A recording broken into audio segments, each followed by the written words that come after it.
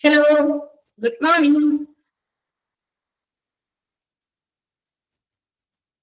Good morning, Ilya.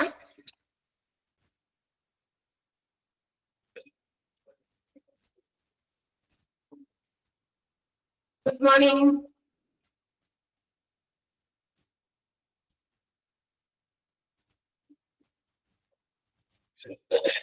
Good morning, പറയാമോ ആരെങ്കിലും?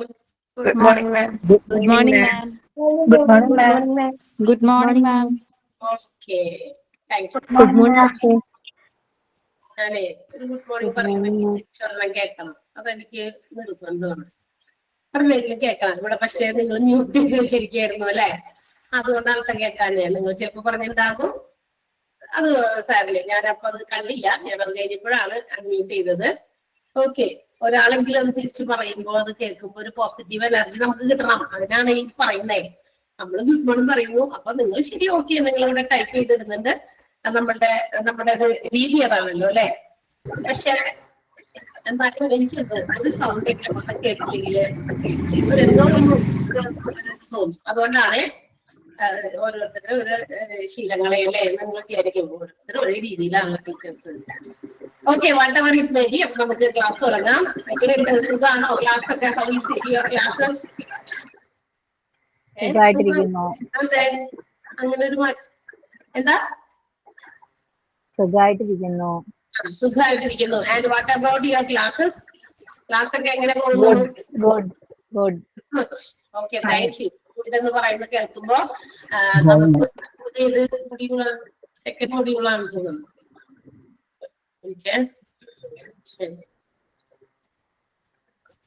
Module മാറിപ്പോയി.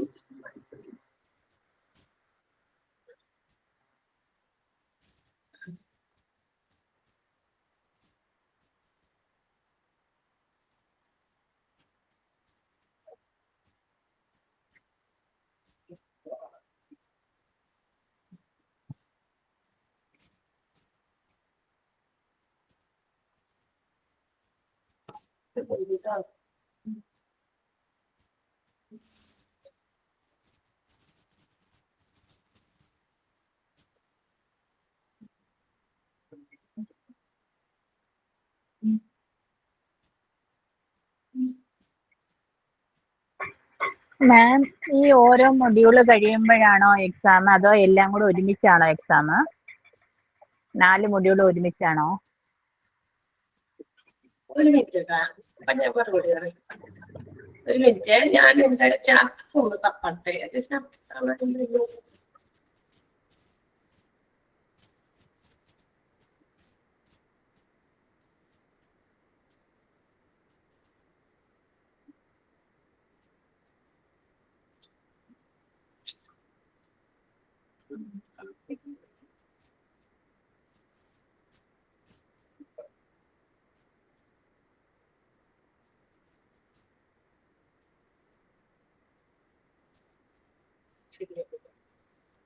ഓക്കെ, എന്താ ചോദിച്ചേ? ഓരോ ചാപ്റ്റർ കഴിയുമ്പോഴാണ് നമ്മൾ ഓരോ മൊഡ്യൂൾ കഴിയുമ്പോഴാണ് എക്സാം ചോദിച്ചേ? അങ്ങനെ ചോദിച്ചത്? അതെ. ഇൻട്രൊഡക്ഷൻ ക്ലാസ് കേട്ടിരുന്നോ? ഇല്ല.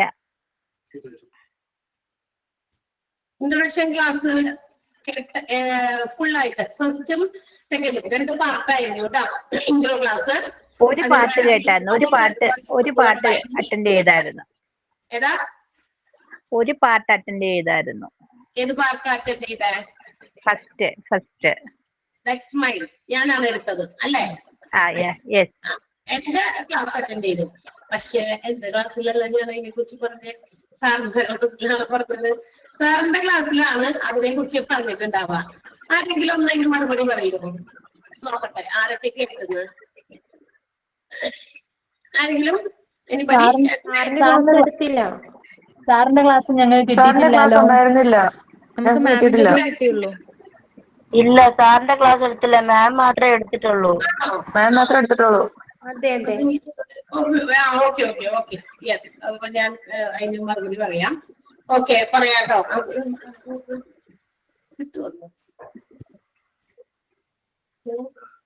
ഞാനൊന്ന് ചോദിക്കട്ടെ. അപ്പൊ ഇല്ലേ ഇത് നമ്മളുടെ 1ഉം 2ഉം മൊഡ്യൂൾ കഴിയുമ്പോഴാണ് എക്സാം ഉണ്ടാകുക. 1st ഉം 2nd മൊഡ്യൂൾ കഴിയുമ്പോഴാണ് നമ്മൾ ഒരു എക്സാം എടുക്കുക. അപ്പൊ അതിനെ കുറിച്ചുള്ള ഇൻഫോർമേഷൻസ് ഒക്കെ നിങ്ങൾക്ക് നേരത്തെ തന്നെ തരും അല്ലെ. എങ്ങനെയാണ് എക്സാംസിന്റെ ഫോർമാറ്റ് നമ്മളുടെ മോക്ക് ടെസ്റ്റിന്റെ ഫോർമാറ്റ് തന്നെയാണ്. അത് എത്ര മാർക്കിലായിരിക്കും എന്നുള്ള കാര്യങ്ങളൊക്കെ നിങ്ങളെ അറിയിക്കും. വ്യക്തമായിട്ട് അതിനെ കുറിച്ച് കൃത്യമായിട്ടൊക്കെ പറഞ്ഞിട്ടാണ് എക്സാംസ് ഉണ്ടാകുക. ഓക്കെ, ക്ലിയർ ആയിട്ടോ? എന്തായാലും 1ഉം 2ഉം മൊഡ്യൂൾ കഴിഞ്ഞില്ല. കാരണം 1ാമത്തെ മൊഡ്യൂൾ കഴിഞ്ഞ ഐ തിങ്ക് ചില ടീച്ചേഴ്സ് 2nd മൊഡ്യൂളിലേക്ക് കടന്നു കഴിഞ്ഞു. റൈറ്റ്, ശരിയല്ലേ? അതെ മാം. ഓക്കെ, അത് ഒബ്വിയസ്ലി 1ാമത്തെ കഴിഞ്ഞ് കഴിയുമ്പോൾ ചില ടീച്ചേഴ്സിന് 1ാമത്തെ മൊഡ്യൂള് ചാപ്റ്റേഴ്സ് കുറവായിരിക്കും. സോ അവരുടേത് അത് കഴിയുമ്പോൾ നമുക്കറിയാം കൃത്യമായിട്ട് അവരത് അടുത്ത മൊഡ്യൂളിലേക്ക് കടക്കും. അപ്പൊ മൊഡ്യൂൾ അവിടെ മാറുമ്പോൾ കുറച്ചുകൂടി ലെങ്തി ആവും ബാക്കി ചാപ്റ്റേഴ്സ് ഒക്കെ. ഓക്കെ, എല്ലാ ചാപ്റ്റേഴ്സും കുറച്ചുകൂടി ലെങ്തി ആവും. അപ്പൊ ആ ലെങ്ത്തും മറ്റു കാര്യങ്ങളൊക്കെ നോക്കിയിട്ടാണ് ഓരോ ടീച്ചേഴ്സിനും ഇത്ര ചാപ്റ്റേഴ്സ് ഒക്കെ ഇങ്ങനെ അലോട്ട് ചെയ്ത് പ്രൊവൈഡ് ചെയ്തിരിക്കുന്നത്. ഓക്കെ, അപ്പൊ അതനുസരിച്ചായിരിക്കും അവരെടുക്കുക. അത് രണ്ടും ചേർന്ന് കഴിയുമ്പോൾ ആൻഡ് നിങ്ങൾക്ക് എക്സാം ഉണ്ടായിരിക്കും. അപ്പൊ അതിനെ കുറിച്ചൊക്കെ കൃത്യമായിട്ട് നിങ്ങൾക്ക് ഇൻഫോർമേഷൻസ് നിങ്ങളുടെ ഗൂഗിൾ ക്ലാസ് റൂമിൽ തന്നെ ഇട്ട് തരുന്നതായിരിക്കും. ഓക്കെ, ഇപ്പൊ നിങ്ങൾ അത്രയും മനസ്സിലാക്കുക. ഇനി എന്താണ് ഞാൻ ആലോചിച്ചത്, ഈ നമ്മുടെ കഴിഞ്ഞ ക്ലാസ്സിൽ എവിടെ വരെ കിട്ടും?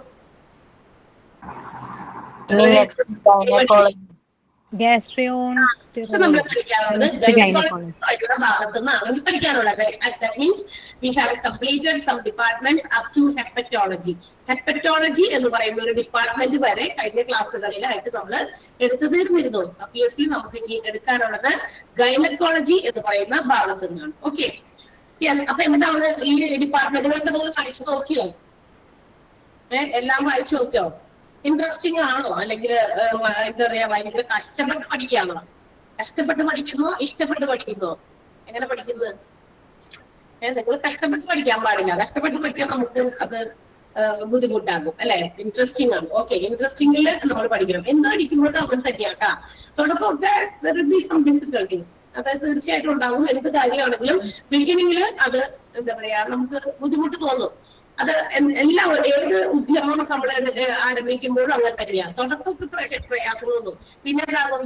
പിന്നെ പതിവായി നമ്മൾ ചെയ്യുമ്പോൾ അത് നമ്മള് അതില് എന്താ പറയാ ഭയങ്കര പെർഫെക്റ്റ് ആകും. അപ്പൊ നമുക്ക് ഇഷ്ടപ്പെടാൻ തുടങ്ങും. അപ്പൊ കഷ്ടപ്പെടാതെ ഇഷ്ടപ്പെട്ട് പഠിക്കുക, അല്ലെങ്കിൽ ബുദ്ധിമുട്ടായിരിക്കും. അപ്പൊ നിങ്ങൾ അങ്ങനെ പഠിക്കാൻ തന്നെയാണ് നമുക്കും ഇഷ്ടം. അത് കുട്ടികൾ എല്ലാവരും തന്നെ എല്ലാവരും നിങ്ങളെ ക്ലാസ്സിൽ പരമാവധി നിങ്ങൾക്ക് പറ്റുന്ന സമയങ്ങളൊക്കെ നിങ്ങൾ അറ്റൻഡ് ചെയ്യുക. ഇൻ കേസ് ഏതെങ്കിലും ക്ലാസ്സുകൾ അറ്റൻഡ് ചെയ്യാൻ പറ്റുന്നെങ്കിൽ തീർച്ചയായിട്ടും നിങ്ങൾ ഇതിന്റെ റെക്കോർഡഡ് ക്ലാസ്സുകൾ കാണണം. റെക്കോർഡഡ് ക്ലാസ് കാണാതെ നിങ്ങൾ അടുത്ത ക്ലാസ്സിലേക്ക് അല്ലെങ്കിൽ അടുത്ത ക്ലാസ് നിങ്ങൾ കാണരുത്. ഇപ്പൊ ഇന്നത്തെ ക്ലാസ് കണ്ടില്ല, ലൈവും കാണാൻ പറ്റില്ല, അതിന്റെ റെക്കോർഡ്സും കാണാൻ പറ്റിയില്ല എങ്കിൽ എപ്പോഴെങ്കിലും ഒന്ന് സമയം കണ്ടെത്തി അതൊന്ന് കാണുക. അത് കഴിഞ്ഞിട്ട് നിങ്ങൾ അടുത്ത ക്ലാസ്സിലേക്ക് അറ്റൻഡ് ചെയ്യുക. അല്ലെങ്കിൽ അന്നത് കാണാൻ പറ്റിയില്ല, ഓക്കെ, എന്നാൽ ആ ക്ലാസ് കഴിഞ്ഞിട്ടാണെങ്കിലും കഴിഞ്ഞ ക്ലാസ് ഒന്ന് കാണാത്ത ക്ലാസ്സുകളെ ഒന്ന് നിങ്ങൾ ഒന്ന് നോക്കുക. കാരണം ചെയ്താലാണ് ഇമ്പോർട്ടന്റ് ആയിട്ടുള്ള ചില കാര്യങ്ങളൊക്കെ ടീച്ചേഴ്സ് പറയുന്നതും ആ ക്ലാസ്സിൽ എന്തൊക്കെയാണെന്നുള്ളതും മനസ്സിലാവില്ല, അല്ലെങ്കിൽ ഡൗട്ട്സ് വരും. ഓക്കെ, നമ്മൾ പഠിപ്പിക്കുന്നതുമായി ബന്ധപ്പെട്ടുള്ള ഡൗട്ട്സ് ഡൗട്ട് ഉണ്ടെന്ന് പറഞ്ഞു. അതല്ലെങ്കിൽ ക്ലാസ്സിന്റെ ലാസ്റ്റ് ഭാഗത്ത് പറഞ്ഞാൽ മതിയോ? ഓൾറെഡി നമ്മൾ എത്ര സമയം ഞാൻ നിങ്ങളോട് കുറച്ച് ദിവസമായല്ലോ കണ്ടിട്ട്. ഓക്കെ ആണല്ലോ? അർജുൻ ഗോപാലിനാണ് സംശയം. അപ്പൊ ലാസ്റ്റ് അറിയാം. അതാണ് എനിക്ക് തോന്നുന്നത് നല്ലത്. അല്ലെങ്കിൽ ഓക്കെ, ഹെപ്പറ്റോളജി എന്ന് പറയുന്ന ഡിപ്പാർട്ട്മെന്റ് ആണ്. What is that department for? എന്തിനുള്ള ഡിപ്പാർട്ട്മെന്റാ hepatology? It's the super specialty which deals with the diagnosis and the treatments of patients those who are suffering from disorders of liver. നമ്മളുടെ കരൾ സംബന്ധമായിട്ടുള്ള disorders ഉണ്ടാകുമ്പോൾ അതിന് വേണ്ടിയിട്ടുള്ള ട്രീറ്റ്മെന്റുകൾ കൊടുക്കാൻ, അതിന്റെ പരിശോധനകൾ നടത്താനൊക്കെ വേണ്ടിയിട്ടുള്ള ഒരു സൂപ്പർ സ്പെഷ്യാലിറ്റി ഒരു ഏരിയ അല്ലെങ്കിൽ ഒരു ഡിപ്പാർട്ട്മെന്റ് ആണ് ഹെപ്പറ്റോളജി. അതിന് ചെറുതാക്കി സെന്റൻസ് ആക്കി മാത്രമേ അതിനെ കുറിച്ച് എന്താ പറയാ എക്സ്പ്ലനേഷൻ കൊടുത്തിട്ടുള്ളൂ. അതുകൊണ്ട് തന്നെ ആ സെന്റൻസ് അങ്ങനെ തന്നെ ഒന്ന് അണ്ടർലൈൻ ചെയ്തത് കേട്ടാ. അപ്പൊ ക്വസ്റ്റ്യൻ ഇങ്ങനെയൊക്കെ ചോദിക്കാം. Dash is a super speciality that deals with the diagnosis and treatment of patients suffering from disorders of the liver എന്ന് ചോദിച്ചാൽ അവിടെ നമ്മൾ ഹെപ്പറ്റോളജി എന്ന് ചേർക്കണം. Next department we are going to learn that is gynaecology. Gynaecology എന്താ department? It deals with the investigation and the treatment of problems of female reproductive system. Female reproductive system, അതായത് സ്ത്രീകളുടെ പ്രത്യുൽപാദന സമ്പ്രദായവുമായിട്ട് ബന്ധപ്പെട്ടിട്ടുള്ള ചില രോഗങ്ങൾ ഉണ്ടാകാൻ സാധ്യതയുണ്ട് അല്ലെ. ഫ്രം ദ എന്താ പറയാ, ഒരു പെൺകുട്ടി അഡൽട്ട് സ്റ്റേജിലേക്ക് ആകുന്നത് മുതൽ, അതായത് അവരുടെ മെൻസ്ട്രുവേഷൻ പീരീഡിലേക്ക് അവിടെ നിന്ന് തുടങ്ങി എന്താ പറയാ അവരുടെ പോസ്റ്റ് പാർട്ടം, അതായത് നമ്മളുടെ എന്താ പറയാ പീരീഡ്സ് എൻഡ് ചെയ്യുന്ന ആ സമയം വരെയുള്ള കാലഘട്ടത്തിൽ അവർക്കുണ്ടാകുന്ന പലതരത്തിലുള്ള കാര്യങ്ങൾ, പല ബുദ്ധിമുട്ടുകളൊക്കെ പലരും ഫേസ് ചെയ്യുന്നുണ്ട്. ബ്ലീഡിങ് ഉണ്ടാവുക, അത് എന്താ പറയാ ഇറഗുലർ ആയിട്ട് ഉണ്ടാകുക അല്ലെ, അങ്ങനത്തെ ഒത്തിരി പ്രശ്നങ്ങൾ പെൺകുട്ടികൾ എന്ന് ഫേസ് ചെയ്യുന്നുണ്ട് അതിന്റെ ആ ഒരു ഇനീഷ്യൽ സ്റ്റേജ് തുടങ്ങി. അപ്പൊ അത് മൊത്തത്തിലാണ് നമ്മൾ റീപ്രൊഡക്റ്റീവ് സിസ്റ്റം എന്ന് വിളിക്കുക. ഇത് നമുക്കറിയാം കുട്ടികൾ ഉണ്ടാകാനുള്ള ഏറ്റവും ഇമ്പോർട്ടന്റ് ആയിട്ടുള്ള ഒരു ഘടകങ്ങളിൽ ഒന്നാണത്. അപ്പൊ അവിടെ എന്തെങ്കിലും തരത്തിലുള്ള പ്രശ്നങ്ങളൊക്കെ ഉണ്ടാകുന്നുണ്ടെങ്കിൽ അത് as soon as possible it has to be treated. അങ്ങനെ ഉണ്ടാകുന്ന പ്രശ്നങ്ങൾ ചെറുതിലേ തന്നെ കുട്ടികൾക്ക് അങ്ങനെയുള്ള ഇറഗുലർ പീരീഡ്സ് ഒക്കെ ഉണ്ടാകുന്നതൊക്കെ നമ്മൾ നേരത്തെ കൂടി ട്രീറ്റ്മെന്റ് നടത്തി എന്താ പറയാ അതിനുള്ള ട്രീറ്റ്മെന്റുകൾ ചെറിയ കുട്ടികളായിട്ടുമ്പോൾ തന്നെ കൊടുക്കുക. അതെല്ലാം നമ്മൾ അതിലേക്ക് ഇഗ്നോർ ചെയ്ത് കഴിഞ്ഞാൽ it will be after effects, അതിൻ്റെതായ പ്രത്യാഘാതങ്ങൾ പിന്നീടായിരിക്കും കുട്ടികൾക്ക്. എന്താ പറയാ വിവാഹശേഷം കുഞ്ഞുണ്ടാകുന്ന സമയത്തൊക്കെ അല്ലെങ്കിൽ അതിന് തടസ്സം ഉണ്ടാകുക, അത് ഡിലേ ആകുക എന്നുള്ള പ്രശ്നങ്ങൾ അവിടെ തുടങ്ങിയൊക്കെയാണ് അതിന്റെ ഒരു ആരംഭം. സോ ഫിമെയിൽ റീപ്രൊഡക്റ്റീവ് സിസ്റ്റത്തിന് വേണ്ടിയിട്ട് മാത്രം അതിനകത്ത് ഇൻവെസ്റ്റിഗേഷൻസ് നടത്തി അതിന് വേണ്ട ട്രീറ്റ്മെന്റുകളൊക്കെ പ്രൊവൈഡ് ചെയ്യുന്ന ഒരു ഡിപ്പാർട്ട്മെന്റ് ആണ് gynaecology. We know that a woman's life is marked by unique changes. ഒരു മറ്റ് എന്താ പറയാ മെയിൽസിനെ സംബന്ധിച്ച്, ആണുങ്ങളെ സംബന്ധിച്ച് അവരുടെ ഇതിനകത്ത് ഉണ്ടാകുന്ന അവരുടെ ഫിസിക്കൽ ചേഞ്ചസിലും അതുപോലെ തന്നെ അവരുടെ മെന്റൽ ചേഞ്ചസിലേക്ക് ഏറ്റവും കൂടുതൽ ചേഞ്ചസ് ഉണ്ടാകുന്നത് വിമൻസ് ലൈഫിലാണ്. അതായത് സ്ത്രീകളുടെ ജീവിതത്തിലാണ് ഒരുപാട് മാറ്റങ്ങൾ, യുണീക്ക് ചേഞ്ചസ് ആണ് ഉണ്ടാകുന്നത്. മനസ്സിലായോ? അപ്പോൾ അതിങ്ങനെ it occurs from time to time. അവരുടെ ഏജസ് അങ്ങനെ മാറുന്നതനുസരിച്ച് ഒരുപാട് മാറ്റങ്ങൾക്ക് വിധേയയാകേണ്ടതാണ് ഒരു സ്ത്രീയുടെ ജീവിതവും അവളുടെ ശരീരവും എന്ന് പറയുന്നത്. That means from the age or the time of attaining menarche എന്ന് പറയുന്ന ആ സമയം മുതൽ മെനോപോസ് വരെ, അതായത് അത് നിൽക്കുന്ന ആ സമയം വരെ, അതായത് അവസാനിപ്പിക്കുന്ന ആ സമയം വരെയുള്ള കാലഘട്ടത്തിന്റെ ഇടയിൽ ഒരുപാട് ഫോർമേഷൻസ് അവരുടെ ശരീരത്തിൽ ഉണ്ടാകുന്നുണ്ട്. കൺസെപ്ഷൻ പീരീഡ്, അണ്ഡോത്പാദന സമയം, പ്രഗ്നൻസി സമയം, ചൈൽഡ് ബർത്ത്, പിന്നെ എന്താ പറയാ എൻഡിങ് ഓഫ് എന്താ പറയാ പീരീഡ്സിന്റെ അവസാന കാലഘട്ടമായ മെനോപോസ്. ഈ പറയുന്ന എല്ലാ ചേഞ്ചസും അതിജീവിച്ചിട്ടാണ് ഒരു സ്ത്രീയുടെ ഒരു കാലഘട്ടം അങ്ങോട്ട് കടന്നു പോകുന്നത്. യുണീക് ചേഞ്ചസ്, ഒരുപാട് മാറ്റങ്ങളുണ്ട്. And also these changes brings some problems. ഈ ചേഞ്ചസ് ഇങ്ങനെ വരുമ്പോൾ, ഇത്തരം മാറ്റങ്ങളിലൂടെ കടന്നു പോകുന്ന ഒരു സ്ത്രീക്ക് ഒരുപാട് പ്രശ്നങ്ങൾ, ബുദ്ധിമുട്ടുകൾ ഡയറക്റ്റ്ലിയും ഇൻഡയറക്റ്റ്ലിയും അവരുടെ റീപ്രൊഡക്റ്റീവ് സിസ്റ്റത്തെ തന്നെ അഫക്ട് ചെയ്യാൻ സാധ്യതയുണ്ട്. സോ ഫോർ ട്രീറ്റ്മെന്റ്, ഇതിനൊക്കെ വേണ്ടിയിട്ടുള്ള ട്രീറ്റ്മെന്റ് ആണ് ഗൈനക്കോളജി വിഭാഗം കൊടുക്കുന്നത്. And this medicine focus on that particular area. ഈ ഒരു പർട്ടിക്കുലർ ഏരിയ, റീപ്രൊഡക്റ്റീവ് സിസ്റ്റത്തിന്റെ ഏരിയ മൊത്തം കവർ ചെയ്ത് അതിനെ ഫോക്കസ് ചെയ്ത് അതിന് വേണ്ടിയിട്ടുള്ള മെഡിസിൻസ് ഫോം ചെയ്തൊക്കെ ആളുകളെ എന്താ പറയാ ശുശ്രൂഷിക്കുക, ട്രീറ്റ്മെന്റ് കൊടുക്കുക, അവരെ ഡയഗ്നോസിസ് ചെയ്യുക, എന്ത് രോഗമാണെന്ന് കണ്ടെത്തുക, ഓൾ ദീസ് തിങ്സ് ഇതെല്ലാം നടത്തുന്നത് ഗൈനക്കോളജിയിലാണ് കേട്ടോ. ഇനി ഈ ഗൈനക്കോളജി വീണ്ടും അത് ഒരു സം സ്പെഷ്യാലിറ്റി സർവീസസ് ആണ് ഓൾസോ പ്രൊവൈഡിങ്. ചില സ്പെഷ്യാലിറ്റി സർവീസസും ഗൈനക്കോളജി വിഭാഗം കൊടുക്കുന്നുണ്ട്. അത് കഴിഞ്ഞാൽ എന്താ പറയാ നമുക്കറിയാം ഗൈനക്കോളജി എന്ന് പറയുന്ന ആ ഒരു വിഭാഗം റീപ്രൊഡക്റ്റീവ് സിസ്റ്റത്തിന്റെ മാത്രം കാര്യങ്ങൾ ചെയ്യുന്നു. അതുകൂടാതെ ഇതിനകത്ത് വരുന്ന മറ്റൊരു കാര്യമാണ് ഒബ്സ്റ്റട്രിക്സ്. ഒബ്സ്റ്റട്രിക്സ് എന്ന് പറഞ്ഞാൽ എന്താണ്?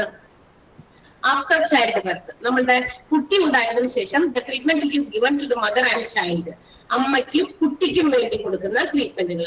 അതായത് പണ്ട് ഈ പറയുന്ന കാര്യമൊക്കെ ചെയ്തിരുന്നത് ഒരു എന്താ പറയാ കുഞ്ഞ് ജനിച്ചു കഴിഞ്ഞു കഴിഞ്ഞാൽ 2 ദിവസം അല്ലെങ്കിൽ 3 ദിവസമൊക്കെ ഹോസ്പിറ്റലിൽ തന്നെ നമ്മൾ സ്പെൻഡ് ചെയ്തിട്ട് ഒന്ന് ഓക്കെ ആയി കഴിയുമ്പോൾ, ഒന്ന് സ്റ്റേബിൾ ആയി കഴിയുമ്പോൾ അമ്മയും കുഞ്ഞിനെയും വീട്ടിലേക്ക് വിടും. വീട്ടിൽ ചെന്നിട്ടാണ് ബാക്കി മദർ ചൈൽഡ് ട്രീറ്റ്മെന്റുകളൊക്കെ പ്രൊവൈഡ് ചെയ്യുന്നത്. അത് സാധാരണ കൊടുക്കാറുണ്ടായിരുന്നത് വീട്ടില് അതിന് വേണ്ടിയിട്ട് നമ്മൾ പ്രത്യേകം നിയമിക്കുന്ന ഏതെങ്കിലും അമ്മൂമ്മമാരോ ഒക്കെ ആയിരിക്കാം. അതല്ലെങ്കിൽ നമ്മുടെ ഓൺ നമ്മളുടെ തന്നെ ഗ്രാൻഡ് മദേഴ്സ് ആയിരിക്കും, അച്ഛന്റെ അമ്മയാകാം, അമ്മയുടെ അമ്മയാകാം, അങ്ങനെ അവരെയായിരിക്കും നമ്മൾ ഏൽപ്പിക്കുക. കാരണം അവരവരുടെ അത് ഭംഗിയായിട്ട് ചെയ്യാനായിട്ട് കഴിവുള്ളവര്. അപ്പൊ അത്രയും അവർക്ക് എക്സ്പീരിയൻസ് ഉണ്ട്. കുഞ്ഞുങ്ങളെയൊക്കെ കുളിപ്പിക്കുകയും അതുപോലെ തന്നെ എന്താ പറയാ കുഞ്ഞിന് ജന്മം കൊടുത്ത അമ്മയ്ക്ക് അവരുടെ ശരീരത്തിന്റെ ഘടന ആ ഒരു എന്താ പറയാ സ്ട്രക്ചറൊക്കെ ഒന്നുകൂടി മെയിൻറ്റെയിൻ ചെയ്യാനും അതിന് വേണ്ടിയിട്ടുള്ള ഹെൽപ്പ് ചെയ്യുന്ന ഫുഡ് പ്രൊവൈഡ് ചെയ്യാനും അവരെ എന്താ പറയാ നല്ല രീതിയിൽ അവരെ ബാത്തിങ്ങിനൊക്കെ ഹെൽപ്പ് ചെയ്യുന്ന കുഴമ്പും മറ്റു കാര്യമൊക്കെ ഇട്ട് അല്ലെ, ഇതെല്ലാം ട്രീറ്റ്മെന്റുകളൊക്കെ നമ്മുടെ വീടുകളിൽ പണ്ട് ചെയ്തിട്ടുണ്ട്. ഇന്നെന്ന് പറയുന്നത് hospitals are providing some super speciality services other than ഈ സേവനങ്ങൾ എന്താ പറയാ മറ്റുള്ള എവിടെയും കൊടുക്കുന്നതിനേക്കാൾ ഉപരി ഇന്ന് ഹോസ്പിറ്റൽസ് ആൻഡ് ഗൈനക്കോളജിയുടെ ഈ സൂപ്പർ സ്പെഷ്യാലിറ്റി കെയറിംഗിൽ കൊടുക്കുന്നുണ്ട്, which is known as obstetrics. അതിനെയാണ് ആ ഒരു ഡിപ്പാർട്ട്മെന്റിനെയാണ് നമ്മൾ എന്ത് വിളിക്കുക, ഒബ്സ്റ്റെട്രിക്സ് എന്ന് വിളിക്കുക. Treatment four mother and child, അമ്മയെയും മകളെയും മകനെയോ ആരാണോ അത് കൊച്ചുങ്ങളെയും കുളിപ്പിക്കുക, അവരുടെ ബോഡിയൊക്കെ മെയിൻറ്റെയിൻ ചെയ്ത് ഒരു 10-28 ദിവസം അല്ലെങ്കിൽ ഒരു മാസം 1 month ആണ് ഏകദേശം. അപ്പൊ അതിനുവേണ്ടി സെപ്പറേറ്റ് കേട്ടിട്ടുണ്ടോ നിങ്ങൾ അങ്ങനെ ഒരു ഡിപ്പാർട്ട്മെന്റിനെ കുറിച്ച്? ആർക്കെങ്കിലും എക്സ്പീരിയൻസ് ചെയ്തിട്ടുണ്ടോ, അല്ലെങ്കിൽ അങ്ങനെ ഒരു ഡിപ്പാർട്ട്മെന്റ് ഉണ്ടെന്ന് അറിയാമായിരുന്നോ, അല്ലെങ്കിൽ ഇപ്പൊ ഇതൊരു പുതിയ അറിവാണോ? ഉണ്ടോ? ഇന്ന് അതൊക്കെ ഒരു കോമൺ ഡിപ്പാർട്ട്മെന്റ് ആണ് കേട്ടോ. കേട്ടിട്ടില്ല? ആരും കേട്ടിട്ടില്ല? കേട്ടിട്ടില്ല അങ്ങനെ ഒരു ഡിപ്പാർട്ട്മെന്റ് ഉണ്ടെന്ന്? പുറത്തുണ്ട് കേട്ടോ, ഹോസ്പിറ്റൽസിൽ മാത്രമല്ലാതെ പുറത്തും ഇന്ന് ഇത്തരം സേവനങ്ങൾ കൊടുക്കുന്ന പല എന്താ പറയാ ഫോംസും ഉണ്ട്, ഓർഗനൈസേഷൻസും ഉണ്ട്. എന്ന് വെച്ചാൽ ഇത് ഒരു ഇതായിട്ട് എടുത്തേക്കാണ്. അപ്പൊ പ്രസവം ഒക്കെ കഴിഞ്ഞ് കഴിഞ്ഞാൽ കുട്ടീനെ അമ്മനെ കൊണ്ട് നേരെ അങ്ങോട്ടേക്ക് അത്തരം ഡിപ്പാർട്ട്മെന്റ് ഹോസ്പിറ്റൽസിൽ തന്നെ ഉണ്ടെങ്കിൽ അവിടെ, അതല്ലെങ്കിൽ പുറത്ത് ചില സ്ഥലങ്ങളിൽ ഇങ്ങനത്തെ കെയറിംഗ് ഒക്കെ കൊടുക്കുന്ന പർട്ടിക്കുലർ വിഭാഗം തന്നെ പ്രവർത്തിക്കുന്നുണ്ട്, ഇതിനു വേണ്ടി മാത്രമൊക്കെ ഉള്ളത്. ഓക്കെ, പുറത്ത് കേട്ടിട്ടുണ്ടെന്ന്. ഓക്കെ, ഹോസ്പിറ്റൽസിനകത്തൊക്കെ ഉണ്ട്.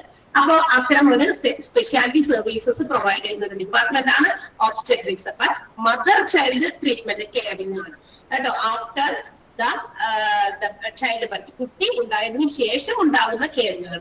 കുട്ടി ഉണ്ടാകുന്നതിന് മുമ്പുള്ള കെയറിംഗ് വരെയാണ് നമ്മളുടെ ഗൈനക്കോളജിയിൽ നടക്കുന്നുള്ളൂ. മനസ്സിലായോ? കുട്ടി ഉണ്ടാകുന്നതിന് മുമ്പ് വരെ വെച്ചാൽ നമ്മുടെ ഡെലിവറി, പ്രഗ്നൻസി പീരീഡ്, ഡെലിവറിക്ക് വരെയുള്ള കാര്യങ്ങളൊക്കെ. ഡെലിവറി കഴിഞ്ഞ് കഴിഞ്ഞാൽ 2-3 ദിവസം കഴിഞ്ഞാൽ ഇഫ് യു ആർ ഡിസ്ചാർജ് നമ്മൾ സാധാരണ വീടുകളിലേക്കാണ് പോവുക. ഇന്ന് ഇഫ് യു വാണ്ട്, നമുക്ക് ആവശ്യമുണ്ടെങ്കിലാണ്, നിർബന്ധിച്ചു നമ്മളെ കൊണ്ടുപോയി ഈ പറയുന്ന ഡിപ്പാർട്ട്മെന്റിലൊക്കെ ചിലപ്പോൾ നമുക്കറിയാം ഇവിടെയൊക്കെ ഇത്തരം സർവീസ് നമ്മൾ എടുക്കേണ്ടി വരുമ്പോൾ they will have some expense അല്ലെ, തീർച്ചയായിട്ടും എക്സ്പെൻസീവ് ആയിരിക്കും ഇതൊക്കെ.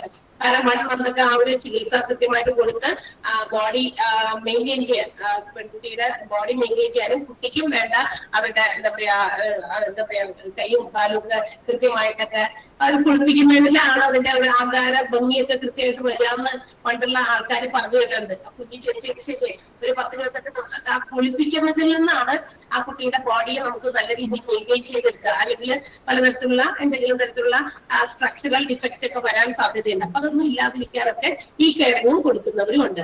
പക്ഷെ മേ ബി എക്സ്പെൻസീവ്, എല്ലാവർക്കും അത് ചിലപ്പോൾ അഫോർഡബിൾ ആയിരിക്കില്ല. അവർ പ്രൊവൈഡ് ചെയ്യുന്നുണ്ട്, അതിന് വേണ്ടിയിട്ടുള്ള ഒരു യൂണിറ്റ് ആണ്.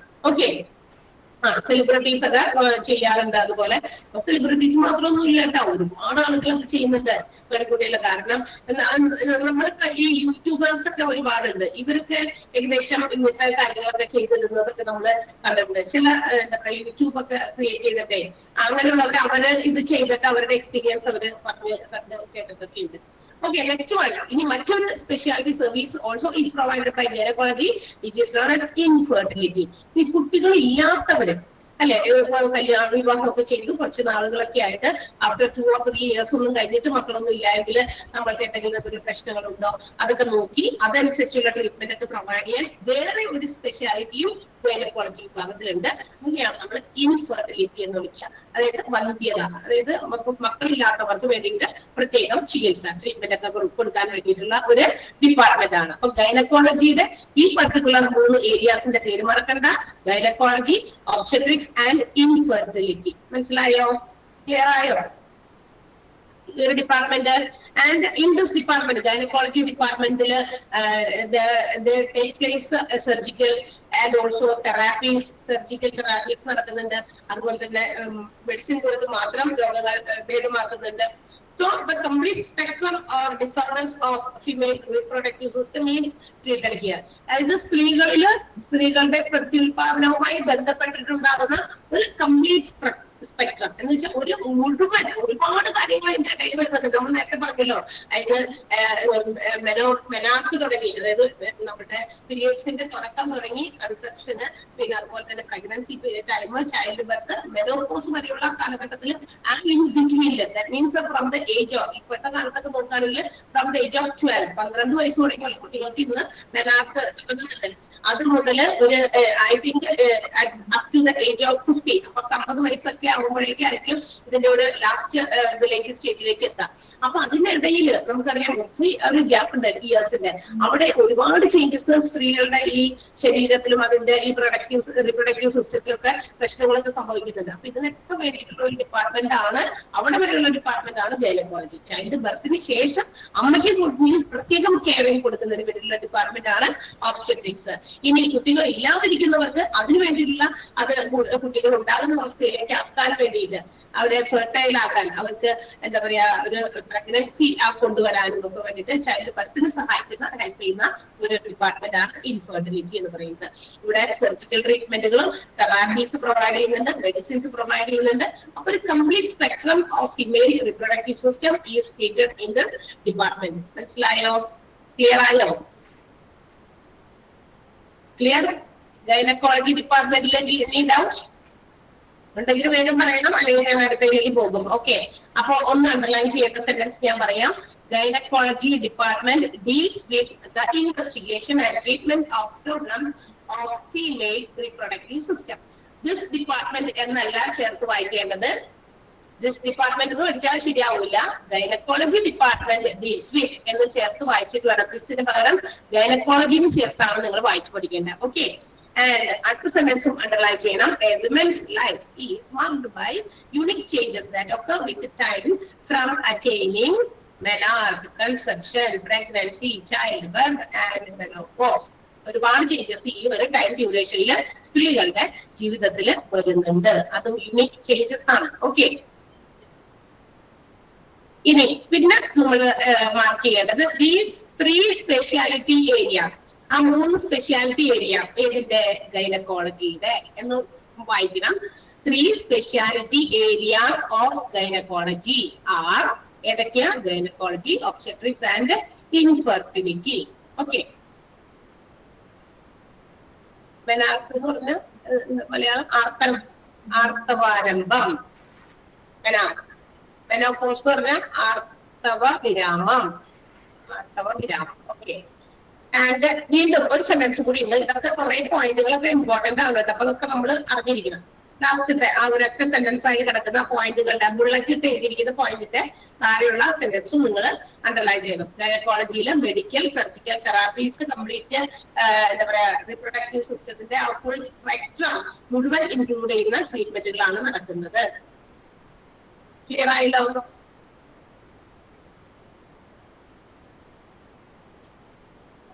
ഈ എന്താ പറയാ കൺസെപ്ഷൻ എന്ന് പറഞ്ഞാൽ എന്താണ്? സ്പേം ഫെർട്ടിലൈസേഷൻ ആണ്. സ്പേം ഇത് അണ്ഡം രൂപീകൃതമാകുന്ന ഒരു പീരീഡ്, അതാണ് ഉദ്ദേശിക്കുന്നത് കേട്ടോ. ഇതൊക്കെ മെനാർക്കിന് ശേഷമാണ് ഉണ്ടാവുക. നെക്സ്റ്റ് ഡിപ്പാർട്ട്മെന്റ് അത് നമ്മളൊന്ന് ജസ്റ്റ് ഒന്ന് അറിഞ്ഞിരുന്നാൽ മാത്രം മതി. ഇതിനകത്തുള്ള കാര്യങ്ങളാണ് നമുക്ക് പരീക്ഷയ്ക്കും അല്ലെങ്കിൽ നമുക്ക് ഓവറോൾ മാനേജ്മെന്റ് ആണ്. ഹോസ്പിറ്റലിനെ മൊത്തത്തിൽ മാനേജ് ചെയ്യാണ്. ഇങ്ങനെയുള്ള ഡിപ്പാർട്ട്മെന്റുകൾ ഉണ്ടെന്ന് നമ്മൾ അറിയണം. ഈ ഓരോ ഡിപ്പാർട്ട്മെന്റുകളിൽ പർട്ടിക്കുലർലി എന്ത് കാര്യങ്ങളാണ് ഫങ്ഷൻസ് നടക്കുന്നതെന്നും നമ്മൾ അറിഞ്ഞിരിക്കണം. അല്ലാണ്ട് ഇനി അതിന്റെ ഉള്ളിലേക്ക് ചകഞ്ഞ് അത് എന്താണെന്ന് നമ്മൾ അറിയേണ്ട ആവശ്യമില്ല. കാരണം നമ്മൾ ചെയ്യുന്നത് അഡ്മിനിസ്ട്രേഷൻ ആണ്. We are not going to do some operation, സർജറീസോ മറ്റു കാര്യങ്ങളോ നമ്മളൊന്നും ചെയ്യാൻ പോകുന്നില്ല. നമ്മൾ ഈ പറയുന്ന ഡിപ്പാർട്ട്മെന്റുകളൊക്കെ എല്ലാം മൊത്തത്തിൽ മാനേജ് ചെയ്യേണ്ടവരാണ്. ഓക്കെ, അപ്പൊ അത് എന്തൊക്കെ അവിടെ നടക്കുന്നതിന് അറ്റ്ലീസ്റ്റ് ചെറിയ കാര്യങ്ങൾ നമ്മൾ അതിന്റെ അറിഞ്ഞിരിക്കണം. ക്ലിയർ ആയോ പറയുന്നത്? നെക്സ്റ്റ് ഡിപ്പാർട്ട്മെന്റ് നമ്മൾ നേരത്തെ ഗൈനക്കോളജിയിൽ കേട്ട അതിന്റെ ഒരു സബ് ഏരിയ അല്ലെങ്കിൽ ഒരു സ്പെഷ്യാലിറ്റി സർവീസസ് ഗൈനക്കോളജി തന്നെ എക്സ്ട്രാ പ്രൊവൈഡ് ചെയ്യുന്നതാണ് ഒബ്സ്റ്റെട്രിക്സ് എന്ന് പറയുന്ന department. It deals with the care of mother and child during and after childbirth. അതായത് അമ്മയും കുഞ്ഞും അതായത് പ്രസവം കഴിഞ്ഞതിന് ശേഷം അല്ലെങ്കിൽ പ്രസവത്തിന്റെ തൊട്ട് മുൻപുള്ള സമയം മുതൽ പ്രസവം കഴിഞ്ഞതിന് ശേഷവും അമ്മയ്ക്കും കുഞ്ഞിനും കെയറിംഗ് കൊടുക്കുക എന്നുള്ളതിന് വേണ്ടിയിട്ടുള്ള സർജിക്കൽ ഡിപ്പാർട്ട്മെന്റ് ഒക്കെയാണ്. അപ്പൊ നേരത്തെ പറഞ്ഞല്ലോ സെലിബ്രിറ്റീസ് ഒക്കെ ചെയ്യുന്നുണ്ട് എന്ന് പറഞ്ഞു. അപ്പൊ നമുക്കറിയാം ഇപ്പൊ എന്താ പറയാ അവിടെ കൂടുതലും ചെയ്യുന്നത് ഇപ്പൊ സെലിബ്രിറ്റീസ് എന്ന് പറയുമ്പോൾ ചിലപ്പോൾ ഫിലിം ആക്ട്രസസ് ഒക്കെ ആണെങ്കിൽ as A part of there profession അവരുടെ ജോലിയുമായി ബന്ധപ്പെട്ടിട്ടേ അവർക്ക് അവരുടെ ബോഡി മെയിൻറ്റെയിൻ ചെയ്യണം. ഫിസിക്കൽ ഫിറ്റ്നസ് വളരെ ഇമ്പോർട്ടന്റ് ആയിരിക്കും. അപ്പൊ നമുക്കറിയാം ഒരു പ്രസവമൊക്കെ കഴിയുമ്പോൾ പെൺകുട്ടികളുടെ ശരീരത്തിന്റെ ഘടനയിൽ ഒരുപാട് മാറ്റങ്ങൾ വരും. നമ്മള് നോയിങ്ലി അല്ല, അറിഞ്ഞുകൊണ്ട് തന്നെയല്ല, അറിയാണ്ട് അതങ്ങനെ മാറ്റങ്ങൾ വരും. അപ്പൊ എന്ന് വെച്ചാൽ ഘടനയിൽ ഒത്തിരി മാറ്റങ്ങൾ വരും. വയറിലൊക്കെ കുറച്ച് ചാടും, അല്ലെ, ഹോർമോൺസ് ചേഞ്ച് ആകും. അന്നേരം ഒരുപാട് മാറ്റങ്ങൾ അവരുടെ ശരീരത്തിന്റെ ഘടനയിൽ വരും. അതിനെയൊക്കെ ഒരു പരിധി വരെ കൺട്രോൾ ചെയ്ത് മാനേജ് ചെയ്യാൻ ചില സർജറീസ് ഒക്കെ നടത്തി ചില ആൾക്കാർ ആ ബോഡിയൊക്കെ ഫിസിക്കൽ ഫിറ്റ്നസ് കറക്റ്റ് ആക്കാൻ വേണ്ടിയിട്ടൊക്കെ ചെയ്യുന്നുണ്ട്. അപ്പൊ ഒരു സർജിക്കൽ ഡിപ്പാർട്ട്മെന്റ് കൂടിയാണ് ഒബ്സ്റ്റെട്രിക്സ് എന്ന് പറയുന്ന ഡിപ്പാർട്ട്മെന്റ്. അപ്പൊ ഇങ്ങനെയുള്ള കാര്യങ്ങളൊക്കെ കൊടുത്ത് അമ്മയ്ക്കും കുഞ്ഞിനെയൊക്കെ കൃത്യമായിട്ട് അവരുടെ ട്രീറ്റ്മെന്റ് കൊണ്ട് അവര് ചെയ്യുന്നു എന്നുള്ളതാണ്. റീപ്രൊഡക്റ്റീവ് ഇതിന്റെ കൂടെ അസിസ്റ്റഡ് റീപ്രൊഡക്റ്റീവ് എന്ന് പറയുന്ന ഒരു ടെക്നിക്ക് ART എന്ന് പറയും. നമ്മൾ അതിന്റെ AR എന്ന് മാത്രമേ അവിടെ കൊടുത്തിട്ടുള്ളൂ. അസിസ്റ്റഡ് റീപ്രൊഡക്റ്റീവ് ടെക്നോളജി എന്ന് പറയുന്ന ടെക്നോളജി ഉണ്ട്, which is A special branch of medicine which deals with the infertility issues in both men and women. ഈ വിഭാഗത്തിൽ എന്താ പ്രത്യേകത? ഈ ഒരു തരം ഒരു ടെക്നോളജിയാണ് അസിസ്റ്റഡ് റീപ്രൊഡക്റ്റീവ് ടെക്നോളജി എന്ന് പറയുന്നത്. ഇത് ബോത്ത് മെയിലും ഫീമെയിലും അവർക്ക് ഫെർട്ടിലിറ്റിയുമായി ബന്ധപ്പെട്ടുള്ള ഇഷ്യൂസ്, എന്ന് വെച്ചാൽ ഇൻഫെർട്ടിലിറ്റി, വന്ധ്യത പോലെയുള്ള കാര്യങ്ങളൊക്കെ ഡീൽ ചെയ്ത് അവർക്ക് അതിന് വേണ്ടിയിട്ടുള്ള മെഡിസിൻസ് ഒക്കെ പ്രൊവൈഡ് ചെയ്യുന്ന കാര്യങ്ങളും, ഇനി മാത്രമല്ല അവരുടെ എംബ്രോളജി സർവീസസ്, ഭ്രൂണ സംബന്ധമായിട്ടുള്ള പ്രശ്നങ്ങളൊക്കെ കണ്ടെത്തി ഇൻവെട്രോ ഫെർട്ടിലൈസേഷൻ. എന്താ ഇൻവെട്രോ ഫെർട്ടിലൈസേഷൻ കേട്ടിട്ടുണ്ടോ? കൃത്രിമ ഗർഭധാരണം കേട്ടോ. IVF എന്നാണ് അതിനെ ഷോർട്ടായിട്ട് വിളിക്കുക, ഇൻ വെട്രോ ഫെർട്ടിലൈസേഷൻ. അപ്പൊ കൃത്രിമ ഗർഭധാരണത്തിലൂടെ കൂടെ കുട്ടികളെ പ്രൊഡ്യൂസ് ചെയ്യുന്ന ഒരു രീതിയൊക്കെ ഉണ്ടാക്കി കൊടുക്കുന്നത് ഈ ഒരു ഡിപ്പാർട്ട്മെന്റ് തന്നെയാണ്, ഒബ്സ്റ്റെട്രിക്സ് ഡിപ്പാർട്ട്മെന്റ് ആണ്. ഓക്കെ, ഈ ഒബ്സ്റ്റെട്രിക്സിന്റെ അതിനകത്ത് വരുന്ന ഒരു സബാണ് അസിസ്റ്റഡ് റീപ്രൊഡക്റ്റീവ് ടെക്നോളജി എന്ന് പറയുന്നത്. റീപ്രൊഡക്ഷൻ മനസ്സിലായി. അപ്പൊ റീപ്രൊഡക്ഷന് ഹെൽപ്പ് ചെയ്യുന്ന മറ്റൊരു ടെക്നോളജി, അത് ബോത്ത് മെന്നിലും ഫീമെയിൽസിലും ഒക്കെ ഉണ്ടാകും. ഈ എന്താ പറയാ ഇൻഫെർട്ടിലിറ്റി ഇഷ്യൂ, പെണ്ണുങ്ങൾക്ക് മാത്രമുള്ള പ്രശ്നം ആണുങ്ങൾക്ക് ഉണ്ടാകാറുണ്ട്. അപ്പൊ ഇതെന്താണെന്ന് കണ്ടെത്തി അതിന് വേണ്ടിയിട്ട് പ്രത്യേകം മെഡിസിൻ ഒക്കെ കൊടുത്ത് അത് കണ്ടെത്തി ഇനി അത് പറ്റുമെങ്കിൽ അവർക്ക് ഇൻഫെർട്ടിലിറ്റി അത് ഇല്ലാതാക്കി ഇൻവെട്രോ ഫെർട്ടിലൈസേഷൻ, കൃത്രിമ ഗർഭധാരണം ഉണ്ടാക്കുന്ന അവസ്ഥയിലേക്ക് എത്തിക്കുക. കിട്ടിയോ? മനസ്സിലായോ? ഒബ്സ്റ്റെട്രിക്സ് ഡിപ്പാർട്ട്മെന്റ് എന്തിലൊക്കെയാണ് കോൺസെൻട്രേറ്റ് ചെയ്തിരിക്കുന്നതെന്ന് ക്ലിയർ ആയോ? അത് ഫുള്ളും നമുക്ക് അണ്ടർലൈൻ ചെയ്യാനുള്ളതാണ്. 2 സെന്റൻസ് ആണ് ഉള്ളത്, വലിയ സെന്റൻസ് ആണ്. രണ്ടാമത്തേത് ആർക്കെങ്കിലും എന്തെങ്കിലും ഡൗട്ട് ഉണ്ടോ എന്ന് നോക്കുക. ആ നമ്മളുടെ AS, അതായത് നമ്മളുടെ അസിസ്റ്റഡ് റീപ്രൊഡക്റ്റീവ് എന്ന് പറഞ്ഞ ഒരു സാധനം കിടക്കല്ലേ അവിടെ, പിന്നെ R-ഉം ക്യാപിറ്റൽ ലെറ്റർ ആയിട്ട് ചെയ്തിരിക്കുന്ന അസിസ്റ്റഡ് റീപ്രൊഡക്റ്റീവ് ടെക്നോളജി, ART അതിന്റെ ബ്രാക്കറ്റിലൊന്നും എഴുതാമോ? ആ നോട്ട് നിങ്ങളുടെ കയ്യിലുള്ള നോട്ട് ഏത് രീതിയിലുള്ളതാണോ അതിന്റെ ബ്രാക്കറ്റില് ART എന്ന് എഴുതാം. അതിന്റെ ഫുൾ ഫോം ഇങ്ങനെയാണ്, അസിസ്റ്റഡ് റീപ്രൊഡക്റ്റീവ് ടെക്നോളജി. ടെക്നോളജി എന്നുള്ള വേർഡ് അവിടെ ഇല്ല, AR മാത്രമേ കൊടുത്തിട്ടുള്ളൂ. പക്ഷെ യു ഹാവ് ടു ഇൻക്ലൂഡ്, നിങ്ങൾ അത് ഇൻക്ലൂഡ് ചെയ്ത ART, that is assisted reproductive technology. എഴുതിയോ? പറഞ്ഞപ്പോഴാ എല്ലാവരും റെസ്പോണ്ട് ചെയ്തിരുന്ന കൈവിരലുകളൊക്കെ ഉണ്ടായിരുന്നല്ലോ. ഇപ്പുറത്തുണ്ടല്ലേ?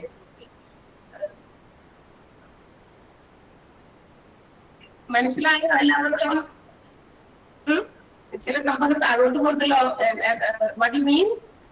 മനസ്സിലായില്ലെന്നാണോ അല്ലെങ്കിൽ സംശയമില്ലെന്നാണോ എന്താണാവോ? ചില നമുക്ക് താഴേക്ക് ഇങ്ങനെ കൊണ്ടേ അത് എനിക്ക് മനസ്സിലായില്ല, അതുകൊണ്ടാ. എന്തെങ്കിലും ഉണ്ടെങ്കിൽ പറയണം കേട്ടോ പിള്ളേരെ.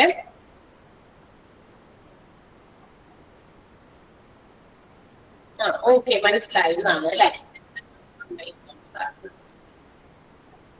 ഓക്കെ, സോ അപ്പൊ നമ്മള് എന്താ പറയാ ഒബ്സ്റ്റെട്രിക്സ് എന്ന് പറയുന്ന ഡിപ്പാർട്ട്മെന്റ് ആണ്. അതിൽ 2 സെന്റൻസ് ഉള്ളൂ, പക്ഷെ 1 സെന്റൻസ് ഈസ് മച്ച് ലോങ്ങർ, കുറച്ച് വലുതാണ്. ആ വലിയ സെന്റൻസ് ആണെങ്കിലും അതിനകത്തുനിന്ന് 1-2 ക്വസ്റ്റ്യൻസ് ഒക്കെ വരാൻ സാധ്യതയുണ്ട്. ഇമ്പോർട്ടന്റ് ആയിട്ടുള്ള കാര്യമാണ് നിങ്ങളോടൊന്ന് അണ്ടർലൈൻ ചെയ്യാനായിട്ട് ഞാൻ പറയുന്നത്. സോ അത് മറക്കാതെ ചെയ്തുകൊണ്ടിരിക്കുക പറയുന്നത്. ഓക്കെ, അണ്ടർലൈൻ ചെയ്യാത്തത് നിങ്ങൾ ഏത് എന്താ പറയാ മെറ്റീരിയൽ വെച്ചിട്ടാണ് നിങ്ങൾ പഠിക്കുന്നതെന്ന് വെച്ചാൽ അതിനകത്ത് പറ്റുന്ന രീതിയിൽ അത് മൊബൈലിൽ തന്നെ നിങ്ങൾ സ്ക്രീൻഷോട്ട് അല്ലെങ്കിൽ നിങ്ങളുടെ PDF നോക്കിയിട്ടൊക്കെ ആണെങ്കിൽ ഏത് രീതിയിലാണെങ്കിലും you have to underline it. Underline ചെയ്യാൻ ബ്രാക്കറ്റ് ഇടുക, എവിടെ തുടങ്ങി എവിടെ വരികയാണെന്ന് ടീച്ചർ പറയുമ്പോൾ ചെയ്യാം. ഓക്കെ, അസിസ്റ്റന്റ് റീപ്രൊഡക്റ്റീവ് ടെക്നോളജി എഴുതിയോ എല്ലാവരും? അതിന്റെ ബ്രാക്കറ്റ് ART എന്നൊന്ന് ക്യാപിറ്റൽ ലെറ്റേഴ്സിലും എഴുതിയോ?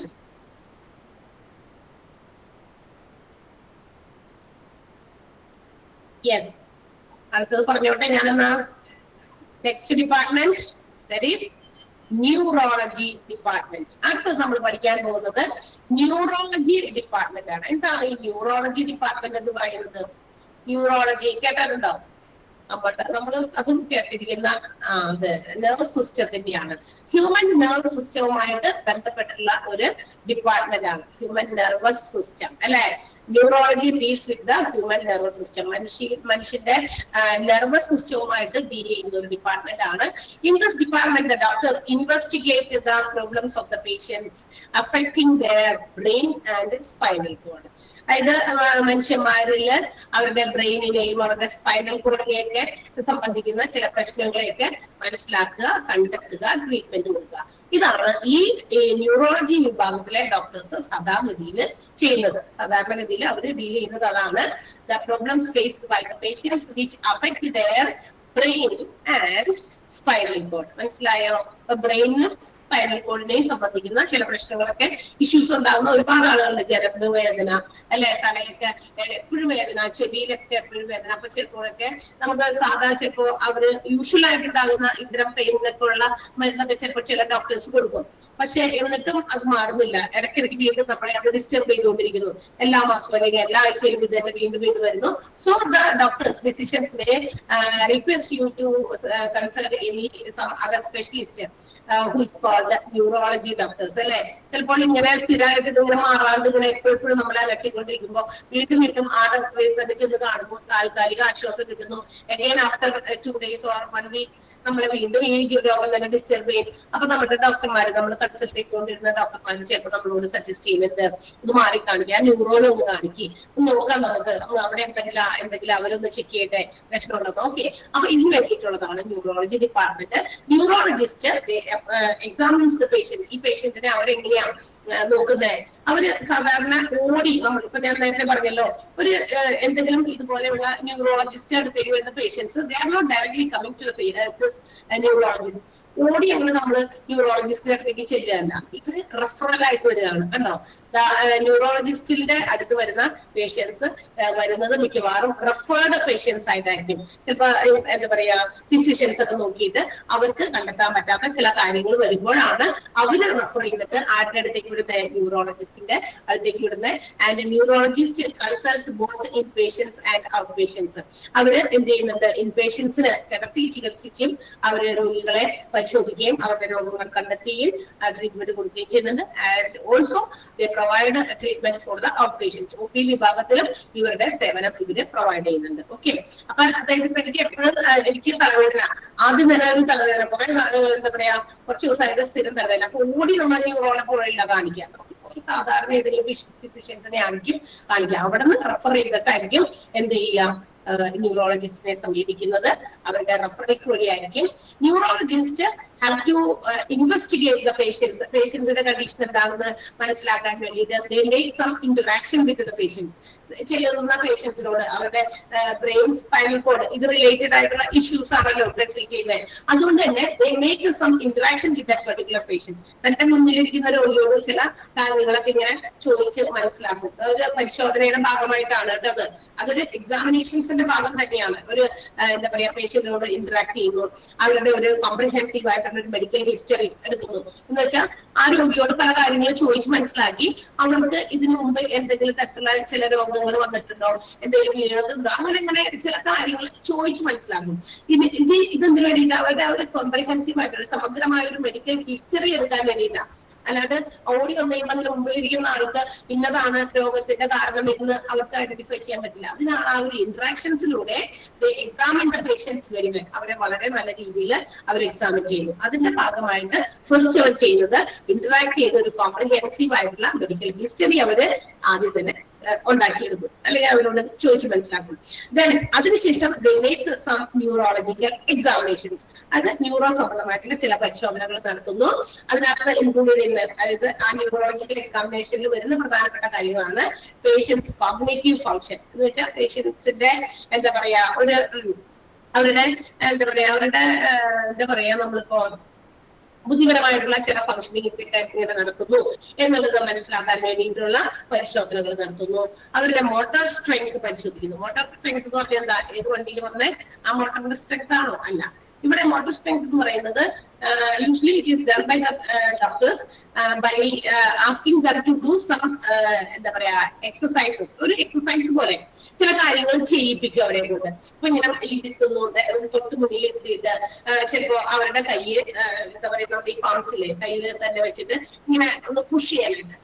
So by the movement of their muscles and joints, ഈ അവരുടെ മസിലുകളുടെയും ഈ ജോയിന്റുകൾ ഇങ്ങനെ പുഷ് ചെയ്യുമ്പോൾ, ഇപ്പൊ നമ്മൾ അവരുടെ മേൽ തന്നെ കയ്യിൽ വെച്ച് കിടന്നൊന്നുമില്ല. ഇപ്പൊ നമ്മൾ ഇരിക്കുന്ന അവിടെ വാൾസ് ചുവരുകളൊക്കെ ഇടയിൽ ആ ചുവരിൽ പിടിച്ചിട്ട് ഇങ്ങനെ തള്ളാൻ പറയും, അല്ലെ, ഇങ്ങനെ ഫോഴ്സ് കൊടുക്കാൻ പറയും. എന്നിട്ട് ഇങ്ങനെ അത് നോക്കുമ്പോ അവരുടെ മസിൽസും അതുപോലെ ജോയിന്റ്സും ഒക്കെ ഇങ്ങനെ മൂവ് ചെയ്യുന്നതിന്റെ ആ ഫംഗ്ഷനിങ് ഒക്കെ നോക്കിയിട്ട് ഐഡന്റിഫൈ, അവർക്ക് കാര്യങ്ങൾ മനസ്സിലാക്കാൻ പറ്റും. അപ്പൊ അത് എന്താ പറയാ നെർവ് സംബന്ധമായിട്ടുള്ള എന്തെങ്കിലും ബുദ്ധിമുട്ടുകൾ ആൾക്കുണ്ടോ, അല്ലെങ്കിൽ വാട്ട് ഈസ് കോസ്, എന്താണ് അതിന്റെ കാരണം, ഇതൊക്കെ അവർക്ക് കണ്ടെത്താൻ വേണ്ടിയിട്ടുള്ള ചില ആക്ഷൻസ് ആണ് ഈ മോട്ടോർ സ്ട്രെങ്ത് പരിശോധിക്കലൊക്കെ. ഓക്കെ. ദെൻ സെൻസേഷൻ റിഫ്ലക്ഷൻസ്, അത് നമ്മളുടെ തൊടുമ്പോ സ്പർശിക്കുമ്പോ എത്രത്തോളം അവർക്ക് അത് സെൻസ് ചെയ്യാൻ പറ്റുന്നുണ്ട്, അതിന്റെ റിഫ്ലക്സസ് ഒക്കെ നോക്കിയിട്ട് ഇവർക്ക് എന്ത് ചെയ്യാം, അവരുടെ രോഗത്തെ കുറിച്ച് കാര്യങ്ങൾ ഒരു നിഗമനത്തിൽ ഡോക്ടേഴ്സിന് എത്താൻ സാധിക്കും. ദെൻ കോർഡിനേഷൻ, അവരുടെ എന്താ പറയാ കോർഡിനേറ്റ് ചെയ്യാനുള്ള പല കാര്യങ്ങളും ഇപ്പൊ ഓർത്തെടുത്ത് ചില കാര്യങ്ങളെ കുറിച്ചിട്ടൊക്കെ ചോദിച്ചിട്ട്, ഇപ്പൊ കഴിഞ്ഞ ദിവസം ഇപ്പൊ ലാസ്റ്റ് ഡേയില് ഇന്നലെ നമ്മൾ എന്തൊക്കെ കാര്യങ്ങൾ ചെയ്തു, ആ ചെയ്ത കാര്യങ്ങളൊന്ന് ഓർഡർ ആയിട്ട് പറയാൻ പറ്റുമോ, ഓർത്തെടുത്ത് പറയാൻ പറ്റുമോ? ഉണ്ടോ? ഈ ടെസ്റ്റിംഗ് ആണല്ലോ, ബ്രെയിൻ സ്പൈനൽ കോഡ് സംബന്ധമായിട്ടുള്ള പ്രശ്നങ്ങൾ എന്തെങ്കിലും തകരാറുകൾ എന്തെങ്കിലും വന്നിട്ടുണ്ടോ എന്നൊക്കെ നോക്കാൻ വേണ്ടിയിട്ടാ. അപ്പൊ ഇതിനകത്ത് ഒരു ന്യൂറോളജിക്കൽ എക്സാമിനേഷൻ നടത്തുന്നതിന്റെ ഭാഗമായിട്ട് all these activities will be done. ഇതൊക്കെ അവരെ കൊണ്ട് ചെയ്യിപ്പിക്കും ഡോക്ടേഴ്സ്. അതുപോലെ തന്നെ ചെയ്യുന്നതാണ് കോർഡിനേഷൻ. അപ്പൊ ഇങ്ങനെ ഓർത്തെടുത്ത് പറയുക. അപ്പൊ A to Z morning evening ഇത്ര മണി വരെ നിങ്ങൾ എന്തൊക്കെ കാര്യങ്ങൾ ചെയ്തു, ക്യാൻ യു റീകളക്ട്, ഒന്ന് റീകളക്ട് ചെയ്ത് പറയാൻ പറ്റുമോ? ഇനി ചിലപ്പോഴൊക്കെ ഡോക്ടേഴ്സ് ആ റീകളക്ട് ചെയ്ത് പറഞ്ഞത് തിരിച്ചൊന്ന് പറഞ്ഞേ, റിവേഴ്സ് ഓർഡർ ഒന്ന് പറഞ്ഞേ. സോ അങ്ങനെയൊക്കെ. അപ്പൊ അത് എത്രത്തോളം കറക്റ്റ് ആയിട്ട് അവരത് ചെയ്യുന്നുണ്ട്. അപ്പൊ ഇതിൽ നിന്നൊക്കെ എന്തെങ്കിലുമൊക്കെ ഇവർക്ക് എന്ത് കിട്ടും, ഡോക്ടേഴ്സിന് പല കാര്യങ്ങളും മനസ്സിലാക്കാൻ സാധിക്കും. അവരുടെ ഒരു ഐഡിയ ആണ്. ഓക്കെ. അത് അവര് അങ്ങനെയാണ് നമുക്ക് ഇത്തരം കാര്യങ്ങളെ കുറിച്ചിട്ട് വ്യക്തമായിട്ട് എന്താ പറയാ ഒരു കൺക്ലൂഷനിലേക്ക് ഇന്നതാണ് ആളുടെ പ്രശ്നം, രോഗം എന്നുള്ളത് അവർക്ക് ഐഡന്റിഫൈ ചെയ്യാൻ പറ്റുള്ളൂ. അല്ലാതെ നമ്മുടെ ശരീരത്തിൽ വേറെ ഏതെങ്കിലും തരത്തിലുള്ള അസുഖമാണെങ്കിൽ നമുക്ക് ബോഡിയിൽ നിന്ന് എന്തെങ്കിലും സാധനം വെച്ചിട്ടൊക്കെ ടെസ്റ്റ് ചെയ്തും റേഡിയോളജി ഒക്കെ നടത്തിയും എക്സ്റേ നടത്തിയും ഒക്കെ നമുക്ക് പരിശോധിക്കാൻ പറ്റും. പക്ഷെ ഈ ഒരു പറയുന്ന ബ്രെയിൻ സംബന്ധമായിട്ടുള്ള ചില എന്തെങ്കിലും തകരാറുകളൊക്കെ വരുന്ന ആളുകൾക്ക് ന്യൂറോ എന്താ പറയാ എക്സാമിനേഷൻസിന്റെ ഭാഗമായിട്ട് ഇത്തരം കാര്യങ്ങളൊക്കെയാണ് അവർ പരിശോധിക്കുക. Then the next important thing എന്ന് പറയുന്നത് ന്യൂറോളജിസ്റ്റുകൾ they do not perform surgery. ഈ പറയുന്ന ഡിപ്പാർട്ട്മെന്റിലെ ന്യൂറോളജി വിഭാഗം കൈകാര്യം ചെയ്യുന്നവരെയാണല്ലോ ന്യൂറോളജിസ്റ്റ് എന്ന് വിളിക്കുക. ഇവർ usually they do not perform surgery. Operations ഒന്നും ഇവർ ചെയ്യില്ല. പക്ഷെ ഓപ്പറേഷൻ ചെയ്യാണ്ട് ബാക്കി എല്ലാ ട്രീറ്റ്മെന്റും ഇവർക്ക് ചെയ്തു കൊടുത്ത് ആളെ രോഗിയെ ഭേദമാക്കാൻ പറ്റുമോ? ഓപ്പറേഷൻ ഇല്ലാത്ത ഒരു ഡിപ്പാർട്ട്മെന്റ് ആണെന്നല്ല പറഞ്ഞത്. ന്യൂറോളജിസ്റ്റുകൾ എന്ത് ചെയ്യുന്നില്ല, നമ്മളുടെ സർജറീസ് നടത്തുന്നില്ല. പക്ഷെ ഇൻസ്റ്റഡ് ആരാണപ്പോ ന്യൂറോളജിസ്റ്റ് അല്ലാതെ പിന്നെ ഈ ഒരു ഡിപ്പാർട്ട്മെന്റിൽ ഏതെങ്കിലും തരത്തിലുള്ള സർജറി ആവശ്യം വേണ്ടി വന്നാൽ ഹു വിൽ പെർഫോം ഇറ്റ്? ആര് പെർഫോം ചെയ്യും? ന്യൂറോ സർജൻ ആണ് എന്ത് ചെയ്യുന്നത്, സർജറി ഈ ഒരു ഡിപ്പാർട്ട്മെന്റിൽ ചെയ്യുന്നത്. ആരാണ്? Neuro surgeon. ഓക്കെ. അപ്പൊ അതൊന്ന് ഓർത്തിരിക്കണം. ന്യൂറോളജിസ്റ്റ് അല്ല സർജറീസ് ന്യൂറോളജി ഡിപ്പാർട്ട്മെന്റിൽ ചെയ്യുന്നത്. if any patient needs some surgery, it is performed by ന്യൂറോസർജൻ ആയിരിക്കും ഇത് ചെയ്യുക. അതിന് ആൻഡ് ഓൾസോ അതിന് സർജിക്കൽ ഇന്റർവെൻഷൻ ഒക്കെ ആവശ്യമുണ്ടെങ്കിൽ കേട്ടോ, സർജറി ആവശ്യമുണ്ടെങ്കിൽ it is to be provided by അല്ലെങ്കിൽ it is to be done by neurosurgeon, not by the neurologist എന്നുള്ള കാര്യമൊക്കെയാണ് നമുക്ക് അറിയേണ്ടത്. അപ്പൊ ന്യൂറോളജി ഡിപ്പാർട്ട്മെന്റ് എന്തിനു വേണ്ടിയിട്ടുള്ളതാണെന്നും എങ്ങനെയാണ് ന്യൂറോളജിക്കൽ എക്സാമിനേഷൻസ് നടത്തുന്നത് എന്നുള്ളതും ന്യൂറോളജിയിൽ who will perform the surgery എന്നുള്ളതിനും ഒക്കെ ഉത്തരം ഇതിനകത്തുണ്ട്. അതുകൊണ്ട് തന്നെ ഇതൊക്കെ ഇമ്പോർട്ടന്റ് ആണ്. ക്ലിയർ ആയോ? ന്യൂറോളജി മനസ്സിലായോ? വേഗം പറയേ. ഓക്കെ ആണല്ലോ. യെസ്. അപ്പൊ ഞാൻ പറയുന്ന സെന്റൻസ് ഒന്ന് അണ്ടർലൈൻ ചെയ്യാം. Neurology deals with human nervous system. First sentence underline ചെയ്യാം. Second sentence underline ചെയ്യണം. The doctors in this department investigate and treat patients for problems affecting their brain and spinal cord. അത് important ആണ്, underline ചെയ്യണം. Then അടുത്തത് underline ചെയ്യേണ്ടത് a neurologist will begin their interaction with the patient by taking a comprehensive medical history and then perform a physical examination focusing on evaluating the nervous system. Nervous system focus ചെയ്തുകൊണ്ട് ഒരു medical history എടുക്കാൻ വേണ്ടിയിട്ട് എന്ത് ചെയ്യുന്നു? കോമ്പറ്റൻസീവ് medical history എടുക്കാൻ വേണ്ടി പേഷ്യന്റുമായിട്ടൊരു interaction ആ neurologist നടത്തും. ഇനി അതിനകത്ത് ആ ന്യൂറോളജിക്കൽ എക്സാമിനേഷനിൽ വരുന്ന കമ്പോണൻസ് ആണ് അടുത്തത് പറഞ്ഞിരിക്കുന്നത്. ഇവിടെ പറ്റേ എന്താ പറയാ, കോർഡിനേഷൻ ആൻഡ് ജൈറ്റ് എന്താ അത് പറഞ്ഞില്ല അല്ലെ? നടത്താം. കോർഡിനേഷൻ മാത്രമല്ല, അപ്പൊ ഓർമ്മയിൽ നിന്ന് ഓർത്തെടുത്ത് പല കാര്യങ്ങളും പറയിപ്പിക്കും, അത് റൂൾസ് പറയിപ്പിക്കും. അതൊക്കെ ഡോക്ടേഴ്സിന്റെ യുക്തമായ രീതിയിൽ അത് ചെയ്ത് കാര്യങ്ങൾ മനസ്സിലാക്കാൻ വേണ്ടി ചിലപ്പോൾ ഓർഡറായിട്ട് പറയിപ്പിക്കുമ്പോൾ തന്നെ അതിനകത്ത് എന്തെങ്കിലും ഡിസോർഡർ ഒക്കെ പറഞ്ഞു കഴിഞ്ഞാൽ തന്നെ ഡോക്ടേഴ്സിന് മനസ്സിലാക്കും എനിക്ക് എന്തെങ്കിലുമൊക്കെ പ്രശ്നങ്ങളുള്ളത്. ജൈറ്റ് എന്താ? നടത്തണം. നടത്തി നോക്കിയാലും പല കാര്യങ്ങളും ഇവർക്ക് എന്തെങ്കിലും ഡിഫക്ട്സ് ബ്രെയിൻ ആൻഡ് സ്പൈനൽ കോഡിലുണ്ടെങ്കിൽ അത് കണ്ടുപിടിക്കാൻ പറ്റും. ഓക്കെ, നടത്തി നോക്കാം. ആ മുറിയിൽ തന്നെ ഡോക്ടേഴ്സ് ഇരിക്കുന്നവർ തന്നെ ഒന്ന് പുറത്ത് അങ്ങോട്ട് ഇങ്ങോട്ടൊക്കെ നടക്കാന്ന് പറയും. അപ്പോഴും ഈ movements of muscles and joints അവർക്ക് അത് എന്താ പറയാ കാണാൻ പറ്റും, അത് ശ്രദ്ധിക്കാൻ പറ്റും, എക്സാമിൻ ചെയ്യാൻ പറ്റും. ഓക്കെ, ആ സെന്റൻസ് കൊണ്ട് അണ്ടർലൈൻ ചെയ്യണേ. കമ്പോണൻസ് തുടങ്ങി ജാറ്റ് വരെ. ക്ലിയർ? ഇനി ലാസ്റ്റ് സെന്റൻസ് ആണ്. If one of their patients requires surgery they refer them to neuro surgeon. ആ ഒരു സെന്റൻസ് കൂടി അണ്ടർലൈൻ ചെയ്യാം. ന്യൂറോ സർജൻ വരെ.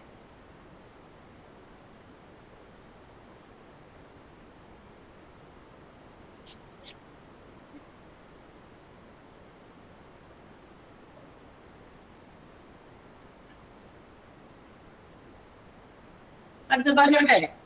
Next department. ഓക്കെ ആണോ എല്ലാവരും? നിങ്ങൾ അവിടെ ഉണ്ടോന്ന് എനിക്കൊന്ന് അറിയണം. നെക്സ്റ്റ് ഡിപ്പാർട്ട്മെന്റ് അടുത്തത് ഒരു കുഞ്ഞു ഡിപ്പാർട്ട്മെന്റ് ആണ്, നെഫ്രോളജി. ന്യൂറോളജിയും നെഫ്രോളജിയും തമ്മിൽ ക്ലാഷ് ആക്കരുത്, കൂട്ടിച്ചേർക്കരുത്. ന്യൂറോളജി നമ്മുടെ brain and spinal cord, that means the nerve സിസ്റ്റത്തെ ബാധിക്കുന്ന രോഗങ്ങൾക്ക് വേണ്ടിയിട്ടുള്ള ഡിപ്പാർട്ട്മെന്റ് ആണ്. Nephrology is the department which focus on the diagnosis and treatment of our kidney. അല്ലെ, നമ്മുടെ കിഡ്നി സംബന്ധമായിട്ടുള്ള ചില പ്രശ്നങ്ങൾക്ക് വേണ്ടിയിട്ടുള്ള അതിനെ കോൺസെൻട്രേറ്റ് ചെയ്ത് പഠിക്കുന്ന ഡിപ്പാർട്ട്മെന്റ് ആണ് ഏത്? നെഫ്രോളജി. ഇനി ഈ നെഫ്രോളജിനകത്ത് കിഡ്നി സംബന്ധമായിട്ടുള്ള പ്രശ്നങ്ങൾ കൂടാതെ അതിനകത്ത് ഉൾപ്പെടുന്ന മറ്റൊരു ട്രീറ്റ്മെന്റ് ആണ്, അല്ലെങ്കിൽ മറ്റൊരു പഠനമാണ് ഇലക്ട്രോലൈറ്റ് ഡിസ്റ്റർബൻസസ്, പിന്നെ ഹൈപ്പർ ടെൻഷൻ, HP അല്ലെ, ഹൈപ്പർ ടെൻഷൻ ഒക്കെ ഉണ്ടാകുക ആൾക്കാർക്ക് അല്ലെ, ഹൈ BP ഒക്കെ ഉണ്ടാകുന്ന പ്രശ്നങ്ങളൊക്കെ. അപ്പൊ ഇങ്ങനെയുള്ള കാര്യങ്ങൾക്ക് വേണ്ടിയിട്ട് ഈ ഒരു ഡിപ്പാർട്ട്മെന്റ് എന്താ പറയാ ഫങ്ഷൻ ചെയ്യുന്നുണ്ട്. മാത്രമല്ല renal replacement therapy. Renal replacement therapy എന്ന് പറഞ്ഞാൽ കിഡ്നി റീപ്ലേസ്മെന്റ് തെറാപ്പീസ് ആണ്. അതായത് കിഡ്നി മാറ്റി വെക്കൽ, വൃക്ക മാറ്റി വെക്കൽ തെറാപ്പീസ്, അതുപോലെ തന്നെ ഡയാലിസിസ്, അതുപോലെ തന്നെ ട്രാൻസ്പ്ലാന്റേഷൻ. നമ്മളുടെ ഇതൊക്കെ ഇതിനകത്ത് കിഡ്നി ട്രാൻസ്പ്ലാന്റ് ചെയ്യുന്നത് ഇതൊക്കെ നെഫ്രോളജിസ്റ്റുകളാണ് ഇതിനകത്ത് പെർഫോം ചെയ്യുന്നത്. നെഫ്രോളജിസ്റ്റുകളാണ് ഇതെല്ലാം ചെയ്യുന്നത്. Dialysis, transplantation, renal replacement therapy, that means kidney replacement therapy എന്ന് തന്നെയാണ് പേര്. Including electrolyte disturbance. മാത്രമായിട്ട് നിങ്ങൾ ചിലപ്പോൾ കേട്ടിട്ടില്ലാത്ത ഒരു രോഗം, മനസ്സിലായോ? ഇലക്ട്രോലൈറ്റ് ഡിസ്റ്റർബൻസ് മാത്രമേ നമ്മൾ കേൾക്കാത്തതായിട്ടുണ്ടാവുള്ളൂ, ബാക്കിയിട്ട് ഏകദേശം കേട്ടിട്ടുണ്ട്. Hypertension, renal replacement therapies, dialysis, transplantation, ഇത് കേട്ടിട്ടില്ലേ? എന്താണ് ഇനി കേൾക്കാത്തതായിട്ടുള്ള ഇലക്ട്രോലൈറ്റ് ഡിസ്റ്റർബൻസ് എന്ന് പറയുന്നത്? It's the situation of a person, those who have not much enough minerals in our body. അതായത് ഇതൊരു പ്രത്യേക അവസ്ഥയാണ്. നമുക്ക് നമ്മളുടെ ശരീരത്തിൽ ആവശ്യം വേണ്ട വൈറ്റമിൻസ് വേണം, മിനറൽസ് വേണം, പ്രോട്ടീൻസ് വേണം. ഇതെല്ലാം ഒരു എന്താ പറയാ അതിന്റെ ആ കൃത്യമായ അളവിൽ ഉണ്ടാകുമ്പോൾ നമ്മളെല്ലാവരും ഹെൽത്തിയാണ്. If any one of these factors is low or high, ഇനി ഈ പറയുന്ന ഘടകങ്ങളൊക്കെ കൂടിപ്പോയാലും കുറഞ്ഞു പോയാലും വി ആർ അൺഹെൽത്തി. നമ്മൾ എന്താകും? അൺഹെൽത്തിയാണ് അല്ലെ? എല്ലാം അതിന്റെ ആ കറക്റ്റ് ലെവലിൽ നിൽക്കണം. ഇപ്പൊ ഷുഗർ ആയിക്കോട്ടെ, കൂടാൻ പാടില്ല, കുറയാൻ പാടില്ല, അതിന്റെ ഒരു മീഡിയം ഒരു ലെവലുണ്ട്. ആ ഒരു സഫീഷ്യന്റ് അളവിൽ മാത്രം പാടുള്ളൂ നോർമൽ സ്റ്റേജ്. അത് ഹൈ ആവാൻ പാടില്ല, ലോ ആകാൻ പാടില്ല. ഹൈ ആയാലും ഷുഗർ പേഷ്യന്റ് എന്ന് വിളിക്കാം, ലോ ആണെങ്കിലും ഷുഗർ പേഷ്യന്റ് എന്ന് തന്നെ വിളിക്കാം. തൈറോയിഡ് എന്ന് പറയുന്ന ഒരു ഗ്ലാൻഡ് ഉൽപ്പാദിപ്പിക്കുന്ന തൈറോയിഡ്, അത് ആവശ്യത്തിന് വേണം നമുക്ക്. നോർമൽ ഒരു അളവുണ്ട്, അത്രയും വേണം. അത് കൂടിയാലും പ്രശ്നമാണ്, കുറഞ്ഞാലും പ്രശ്നമാണ്, ഗുളിക കഴിക്കുന്നത്. ക്ലിയർ ആണല്ലോ? ലൈക്ക് വൈസ് അതുപോലെ തന്നെ എന്ത് സാധനമായാലും നമ്മുടെ ശരീരത്തിന് പല കാര്യങ്ങൾ ആവശ്യമുണ്ട്. വൈറ്റമിൻസ്, ഇതുപോലെ പ്രോട്ടീൻസ്, മിനറൽസ് ഒക്കെ ആവശ്യമുണ്ട്. അപ്പൊ നമ്മുടെ ശരീരത്തിൽ മിനറൽസ് ആവശ്യത്തിന് ഇല്ലാതെ വരുന്ന ഒരവസ്ഥ, അതാണ് ഇലക്ട്രോലൈറ്റ് ഡിസ്റ്റർബൻസ് അല്ലെങ്കിൽ ഇലക്ട്രോലൈറ്റ് ഇംബാലൻസ്. IM ബാലൻസിന്റെ ഓപ്പോസിറ്റ് ഇംബാലൻസ് എന്ന് വിളിക്കും. മനസ്സിലായോ? എന്താണ് ഇലക്ട്രോലൈറ്റ് ഡിസ്റ്റർബൻസ്? മനസ്സിലായോ? ക്ലിയർ? അതാണ് നമുക്ക് ഇതിനകത്ത് നിങ്ങൾക്ക് അറിയില്ലാത്തതായിട്ടുള്ള ഒരു കാര്യമായിട്ട് തോന്നുന്നത്. ബാക്കിയെല്ലാം നമ്മൾ കേട്ടിട്ടുള്ളത്. അപ്പൊ ഇതൊക്കെ നടക്കുന്നത് നെഫ്രോളജി ഡിപ്പാർട്ട്മെന്റിലാണ്. ഇലക്ട്രോലൈറ്റ് ഡിസ്റ്റർബൻസ് എന്നതാണ് ജസ്റ്റ് ഒന്നാണെന്ന് നോട്ട് ചെയ്ത് വെക്കാമോ? കാരണം അത് നമുക്ക് പിന്നീടൊന്ന് വായിച്ചു നോക്കുമ്പോ അത് വേറെ ഒരു ഡിസ്റ്റർബൻസ് അല്ലാന്നൊന്നും അറിയണം. ഇതൊരു രോഗമാണ്, അതുകൊണ്ടാണ്. മറ്റെന്തെങ്കിലും അയ്യോ ഇത് എന്ത് ഡിസ്റ്റർബൻസ്, അപ്പൊ ഡിസ്റ്റർബൻസ് എന്ന് പറഞ്ഞാൽ നമ്മള് അതിന്റെ ഒരു മീനിങ് എടുക്കുമ്പോ എന്താ പറയാ, വൊക്കാബുലറി മീനിങ് എടുക്കുമ്പോ ശല്യം എന്ന് പറയും അല്ലെ? ഇത് ആ ശല്യമല്ല എന്ന് പറയുന്നത് നമ്മളുടെ ശരീരത്തിൽ ആവശ്യത്തിന് ആ ഒരു നോർമൽ സ്റ്റേജിലുള്ള മിനറൽസിന്റെ അളവ് ഇല്ലാതിരിക്കുന്ന ഒരു അവസ്ഥ. ഓക്കെ, അപ്പൊ ഒന്ന് വെറുതെ ഒന്ന് നോട്ട് ചെയ്ത് വെച്ചേക്കാം. ഇലക്ട്രോലൈറ്റ് ഡിസ്റ്റർബൻസ് എന്ന് ഉള്ളതിന്റെ അടിയിൽ നിങ്ങളുടെ കയ്യിൽ എങ്ങനെയാണ് നോട്ട് ചെയ്യുന്നത് അതെന്ന് വെച്ചാൽ അതിന്റെ അടിയിൽ തന്നെ അണ്ടർലൈൻ ചെയ്തിട്ട് വേണമെങ്കിൽ അവിടെ തന്നെ എഴുതാം. അല്ലെങ്കിൽ നിങ്ങൾ എവിടെ ബുക്കിലാണ് എഴുതുന്നതെങ്കിൽ എങ്ങനെ വേണമെങ്കിലും എഴുതിക്കോ. എനിക്ക് അത് നിങ്ങൾക്ക് മനസ്സിലാക്കിയാൽ മാത്രം മതി. റൈറ്റ്? ഓക്കെ, സോ എഴുതിക്കോ. ഒരു ഹൈഫൻ ഇട്ടിട്ട് എഴുതാം. ഇലക്ട്രോലൈറ്റ് ഡിസ്റ്റർബൻസിന് എഴുതിയിട്ട് ഒരു ഹൈഫൻ ഇട്ടിട്ട് എഴുതാം. occurs, OCCURS, occurs when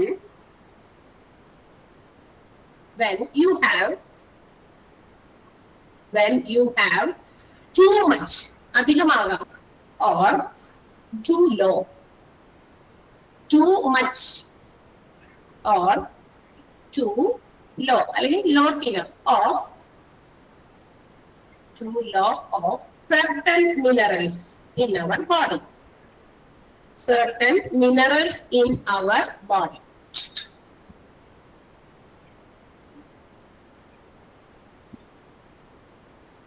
ഉണ്ടാകുന്നത് നമ്മുടെ ശരീരത്തിൽ ആവശ്യത്തിന് മാത്രം എന്താണ് ഈ പറയുന്ന മിനറൽസ് ഉണ്ടാകാതിരിക്കുന്ന അവസ്ഥ. മിനറൽസിന്റെ അളവ് കൂടി പോകും, ചിലപ്പോൾ കുറഞ്ഞു പോകും. ഇത് വരുമ്പോ നമ്മളതിനെ ഡിസ്റ്റർബൻസ് എന്ന് വിളിക്കും. ഇലക്ട്രോലൈറ്റ് ഡിസ്റ്റർബൻസ് അല്ലെങ്കിൽ ഇലക്ട്രോലൈറ്റ് ഇംബാലൻസ് എന്നും അതിന്റെ പേരുണ്ട്. ക്ലിയർ ആണല്ലോ? സോ നെഫ്രോളജി ഡിപ്പാർട്ട്മെന്റ് അതിന് വേണ്ടിയിട്ടുള്ളതാണ്, which focus on the diagnosis and treatment of the disease which affect our kidney, which includes electrolyte disturbance, hypertension, etc. Okay, repeat ചെയ്യണം. എവിടെ തുടങ്ങി? ബിഗിനിങ് തുടങ്ങി, തുടക്കം തുടങ്ങി പറയണ വേണ. occurs when, OCCURS, occur എന്ന് പറഞ്ഞാൽ ഉണ്ടാകുക. occurs when there is too much, when there is too much or too low, too much or too low of certain minerals in our body. Of certain minerals, ചില മിനറൽസുകളുടെ അളവുകള് നമ്മുടെ ശരീരത്തിൽ വളരെ അധികമായ നിലയിലോ വളരെ കുറഞ്ഞ നിലയിലോ ഉണ്ടാകുമ്പോൾ ആ ഒരു അവസ്ഥയാണ് നമ്മൾ ഇലക്ട്രോലൈറ്റ് ഡിസ്റ്റർബൻസ് അല്ലെങ്കിൽ ഇലക്ട്രോലൈറ്റ് ഇംബാലൻസ് എന്ന് വിളിക്കുക. ഓക്കെ, ഇനി റീപ്ലേസ്മെന്റ് തെറാപ്പി, ഡയാലിസിസ്, ട്രാൻസ്പ്ലാന്റേഷൻ ഒക്കെ ഇവിടെ നെഫ്രോളജിസ്റ്റുകൾ ചെയ്യുന്നുണ്ട്. അത് മൊത്തത്തിൽ ഒന്നുണ്ട്, അണ്ടർലൈൻ ചെയ്യേണ്ട ആവശ്യമില്ല. ബ്രാക്കറ്റ് ഉണ്ടാവും, ഫുള്ള് പഠിക്കണേ. അണ്ടർലൈൻ ചെയ്യാമോ മുഴുവനും?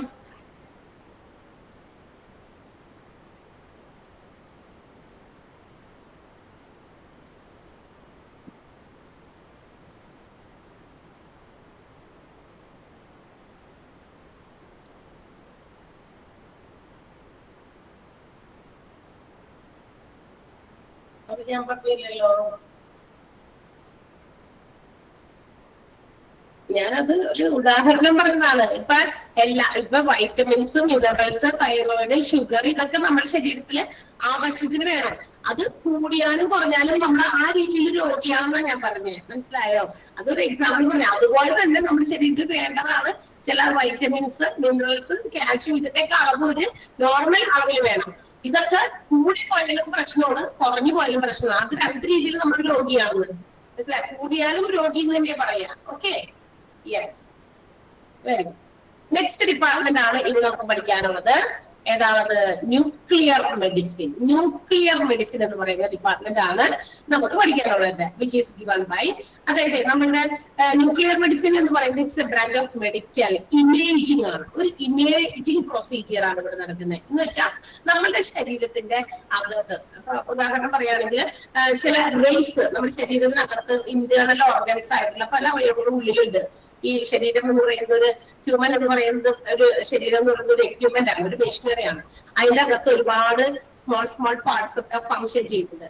ഇതെല്ലാം കൃത്യമായി ഫങ്ഷൻ ചെയ്താലാണ് ഹ്യൂമൻ എന്ന് പറയുന്ന ആ ഒരു മെഷീനറി കൃത്യമായിട്ട് പ്രവർത്തിക്കുള്ളൂ. എല്ലാം ഓക്കെയാണ്. എല്ലാത്തിന്റെ ഉള്ളിലുള്ള ഇന്റേണൽ ഓർഗൻസ് എല്ലാം കൃത്യമായും വ്യക്തമായും പ്രവർത്തിച്ച ഓപ്പറബിൾ കണ്ടീഷൻസിൽ ആണെങ്കിൽ മാത്രമാണ് ആ ഒരു വ്യക്തി ഹെൽത്തി ആയിട്ട് ഇരിക്കുള്ളൂ. അതൊരു മനുഷ്യൻ എന്നുള്ള രീതിയിൽ അല്ലെങ്കിൽ ഒരു മെഷീനറി എന്നുള്ള രീതിയിൽ നന്നായി പ്രവർത്തിക്കുള്ളൂ. ഏതെങ്കിലും ഒരു ഇന്റേണൽ ഓർഗൻ അതിന്റെ എന്താ പറയാ ഓൾട്ടർ അല്ലെങ്കിൽ അതിന്റെ പ്രവർത്തനം മന്ദഗതിയിലാക്കുകയോ അല്ലെങ്കിൽ ആ പ്രവർത്തനത്തിൽ എന്തെങ്കിലും തരത്തിലുള്ള ഡിസീസസ്, രോഗം വന്നു കഴിയുമ്പോൾ അത് ചിലപ്പോൾ പകുതിയാകും. ആ ഉദ്ദേശിച്ച രീതിയിൽ അത് ഫങ്ഷൻ ചെയ്യില്ല. അങ്ങനെ വരുമ്പോൾ അത് റിഫ്ലക്ട് ചെയ്യും, ആ മെഷീനറിയാണ് അത് റിഫ്ലക്ട് ചെയ്യും. കാരണം ആ രീതിയിൽ നമ്മൾ ഏറ്റവും നല്ല ഹെൽത്തി ആയിരിക്കുന്ന സമയത്ത് ചെയ്യുന്ന ജോലിയോ മറ്റു കാര്യങ്ങളോ പോലെ അത്രയും പെർഫെക്റ്റ് ആയിരിക്കില്ല ഇത്തരം രോഗം വരുമ്പോൾ ഉണ്ടാകുക, അല്ലെ? അപ്പൊ in order to find out some infections or some എന്താ പറയാ defects in our body, internal ഓർഗൻസിൽ പ്രത്യേകിച്ചും അങ്ങനെയുള്ള കാര്യങ്ങളൊക്കെ കണ്ടെത്താൻ വേണ്ടിയിട്ട് ഈ small amount of rays which is inserted in to our body, നമ്മുടെ ശരീരത്തിലേക്ക് ചില റേസ് പോലെയുള്ള മെറ്റീരിയൽസ് കടത്തിവിട്ട്, ഐസോടോപ്സ് ആണ് കടത്തിവിട്ട് ടു ഡയഗ്നോസിസ്, എന്തെന്ന് നമ്മുടെ രോഗത്തിന്റെ കാര്യം എന്താണ്, ഏത് അവയവത്തിനാണ് രോഗം ബാധിച്ചേക്കുന്നത് എന്ന് മനസ്സിലാക്കാനും എത്രത്തോളം സീരിയസ് ആയിട്ടുള്ള രോഗമാണ് അല്ലെങ്കിൽ പല രോഗങ്ങളും അതുപോലെ കണ്ടെത്താൻ വേണ്ടി ഉപയോഗിക്കുന്ന ഒരു മെഡിക്കൽ ഇമേജിംഗ് പ്രോസസ്സാണ് എന്തെന്ന് വിളിക്കാം നമ്മള് ന്യൂക്ലിയർ മെഡിസിൻ എന്ന് വിളിക്കാം. അത് എന്താ പറയാ നമ്മളുടെ ശരീരത്തിനകത്ത് ഉണ്ടാകുന്ന പലതരത്തിലുള്ള രോഗങ്ങള്, ക്യാൻസേഴ്സ്, പലതരത്തിലുള്ള ക്യാൻസറുകൾ തന്നെയുണ്ട്. ക്യാൻസർ തന്നെ പല വിവിധ പേരുകളിലുണ്ട്. പിന്നെ ഹാർട്ട് ഡിസീസസ്, നമ്മുടെ ഹൃദയ സംബന്ധമായിട്ടുള്ള അത് ഹൃദയത്തിന്റെ ഉള്ളിൽ ഉണ്ടാകുന്ന പല കാര്യങ്ങളൊക്കെ കണ്ടെത്താൻ, അത് എവിടെയാണ് രോഗം, എന്താണ് രോഗം എന്ന് കണ്ടെത്താനും ഇതിനൊക്കെ നമ്മൾ മെഡിക്കൽ ഇമേജിംഗ് ടെക്നോളജിയാണ് ഉപയോഗിക്കുക. ആൻഡ് ഓൾസോ ഗ്യാസ്ട്രോ ഇൻറ്റെസ്റ്റിനൽ എൻഡോക്രൈൻ, നമ്മുടെ എൻഡോക്രൈൻ സിസ്റ്റത്തിന്, നമ്മുടെ സ്റ്റൊമക്ക് റിലേറ്റഡ് ആയിട്ടുള്ള ഡൈജസ്റ്റീവ് സിസ്റ്റം സംബന്ധമായിട്ടുള്ള ചില അവയവങ്ങളൊക്കെ ഉണ്ട്. അതുപോലെ തന്നെ ന്യൂറോളജിക്കൽ ആയിട്ടുള്ള ഡിസോർഡേഴ്സ്, നമ്മുടെ നെർവസ് സിസ്റ്റവുമായി ബന്ധപ്പെട്ടിട്ടുള്ള എന്തെങ്കിലും ഡിസോർഡേഴ്സ് ഒക്കെ ഇതൊക്കെ ഉണ്ടോ ഇതൊക്കെ കണ്ടെത്താൻ വേണ്ടിയിട്ടുള്ള ഇമേജിംഗ് ടെക്നോളജിയാണ് ന്യൂക്ലിയർ മെഡിസിൻ ഉപയോഗിക്കുന്നത്. ആ ഉപയോഗിക്കുന്ന മെഡിസിൻ അതിനെ നമ്മൾ വിളിക്കുന്ന പേരാണ് റേഡിയോ ഫാർമാസ്യൂട്ടിക്കൽസ് എന്നാണ് വിളിക്കുക. ഇതൊക്കെ ഉപയോഗിച്ച് ഈ ഇമേജിംഗ് ടെക്നോളജി ഉപയോഗിച്ച് എന്താ പറയുക അസുഖം എന്താണെന്ന് കണ്ടെത്തുന്നു, അതിന്റെ കാരണങ്ങളിലേക്ക് എത്തുന്നു. ഇതൊക്കെ നമുക്ക് ഡിറ്റക്ട് ചെയ്യാൻ വേണ്ടിയിട്ടുള്ള ടെക്നോളജിയാണ് ന്യൂക്ലിയർ മെഡിസിൻ എന്ന് പറയുന്നത്. ആൻഡ് ഓൾസോ നമ്മുടെ ശരീരത്തിനകത്ത് എന്തൊക്കെ അബ്നോർമാലിറ്റീസ് ഉണ്ടോ അതെല്ലാം കണ്ടെത്താം. ഗ്യാസ്ട്രോ ഇൻറ്റെസ്റ്റിനൽ, അതുപോലെ തന്നെ ഹാർട്ട് ഡിസോർഡേഴ്സ് അല്ലെങ്കിൽ ഹാർട്ടിലുണ്ടാകുന്ന പലതരത്തിലുള്ള പ്രശ്നങ്ങള്, അതുപോലെ നമ്മുടെ ക്യാൻസർ. അതായത് ചിലപ്പോൾ ഇപ്പൊ നമ്മൾ പറയും ഹാർട്ടിന്റെ പ്രശ്നങ്ങൾ ചികിത്സിക്കുന്നത് കാർഡിയോളജിയിലല്ലേ എന്ന്, പക്ഷെ ഹാർട്ടിന്റെ ഏതെങ്കിലും ഇത്തരം കാര്യങ്ങൾ കണ്ടെത്തണമെങ്കിൽ നമുക്ക് ന്യൂക്ലിയർ മെഡിസിൻ ഉപയോഗിക്കണം. അതാണ് ഉദ്ദേശിച്ചത്. മനസ്സിലായ? നമ്മൾ നേരത്തെ പറഞ്ഞു ഹാർട്ട് പ്രശ്നങ്ങളൊക്കെ ഡീൽ ചെയ്യുന്നത് ന്യൂക്ലിയർ മെഡിസിനിലല്ലോ, കാർഡിയോളജി എന്ന് നേരത്തെ ടീച്ചർ പറഞ്ഞിട്ട് ഇപ്പൊ ന്യൂക്ലിയർ മെഡിസിനിൽ എന്തുകൊണ്ട് ഹാർട്ടിന്റെ അത് ഡിറ്റക്ട് ചെയ്യാനാണ്. ഹാർട്ടിൽ എന്തെങ്കിലും തരത്തിലുള്ള കാര്യങ്ങളൊക്കെ ഉണ്ടെങ്കിൽ ഹാർട്ടിന്റെ എന്തെങ്കിലും ഡിസീസസ് ഒക്കെ നമുക്ക് ഡിറ്റക്ട് ചെയ്യാൻ, ഡയഗ്നോസിസ് ചെയ്യാനായിട്ട് ന്യൂക്ലിയർ മെഡിസിന്റെ ഹെൽപ്പ് വേണം. അതിന് വേണ്ടിയിട്ട് റേഡിയോ ഫാർമാസ്യൂട്ടിക്കൽസ് ഉപയോഗിക്കുന്നു. Nuclear medicines which is also called, അതിനെയാണ് ന്യൂക്ലിയർ മെഡിസിനെയാണ് നമ്മൾ റേഡിയോ ഫാർമാസ്യൂട്ടിക്കൽസ് എന്ന പേരിൽ അറിയപ്പെടുന്നത്. ഓക്കെ, അപ്പൊ ഇത് വെച്ചിട്ട് എന്താ പറയാ നമ്മുടെ ഹൈപ്പർ തൈറോയിഡിസം, അതുപോലെ തന്നെ ഹൈപ്പോ തൈറോയിഡിസം, തൈറോയിഡ്, ക്യാൻസർ, ലിംഫോമാസ്, നമ്മുടെ കാലുകൾക്കൊക്കെ ഞരമ്പുകൾക്കൊക്കെ ഉണ്ടാകുന്ന രോഗങ്ങൾ, അതുപോലെ ലിംഫ് സംബന്ധമായിട്ടുള്ള രോഗങ്ങൾ, ബോൺ പെയിൻസ്, ബോൺ ക്യാൻസേഴ്സ്, ഇതൊക്കെ നമുക്ക് റേഡിയോ ആക്റ്റീവ് ആയിട്ടുള്ള ഈ ഐസോടോപ്സ് ഉപയോഗിച്ച് ഡിറ്റക്ട് ചെയ്യാൻ പറ്റും, ട്രേസ് ചെയ്യാൻ പറ്റും. ശരീരത്തിൽ ഈ പറയുന്ന വളരെ സ്പെഷ്യൽ ആയിട്ട് അതിനുവേണ്ടി ഡിസൈൻ ചെയ്തിരിക്കുന്ന ക്യാമറാസ് ഉണ്ട്.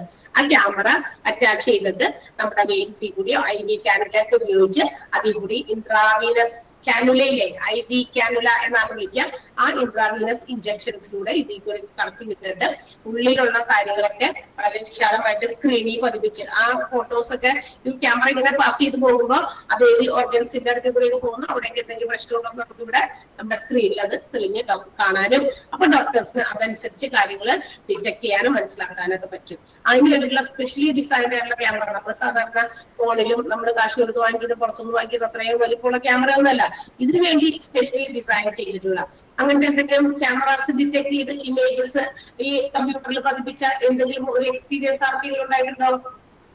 ആർക്കെങ്കിലും പറയാമോ? ഉണ്ടായിട്ടുണ്ടോ ആർക്കെങ്കിലും?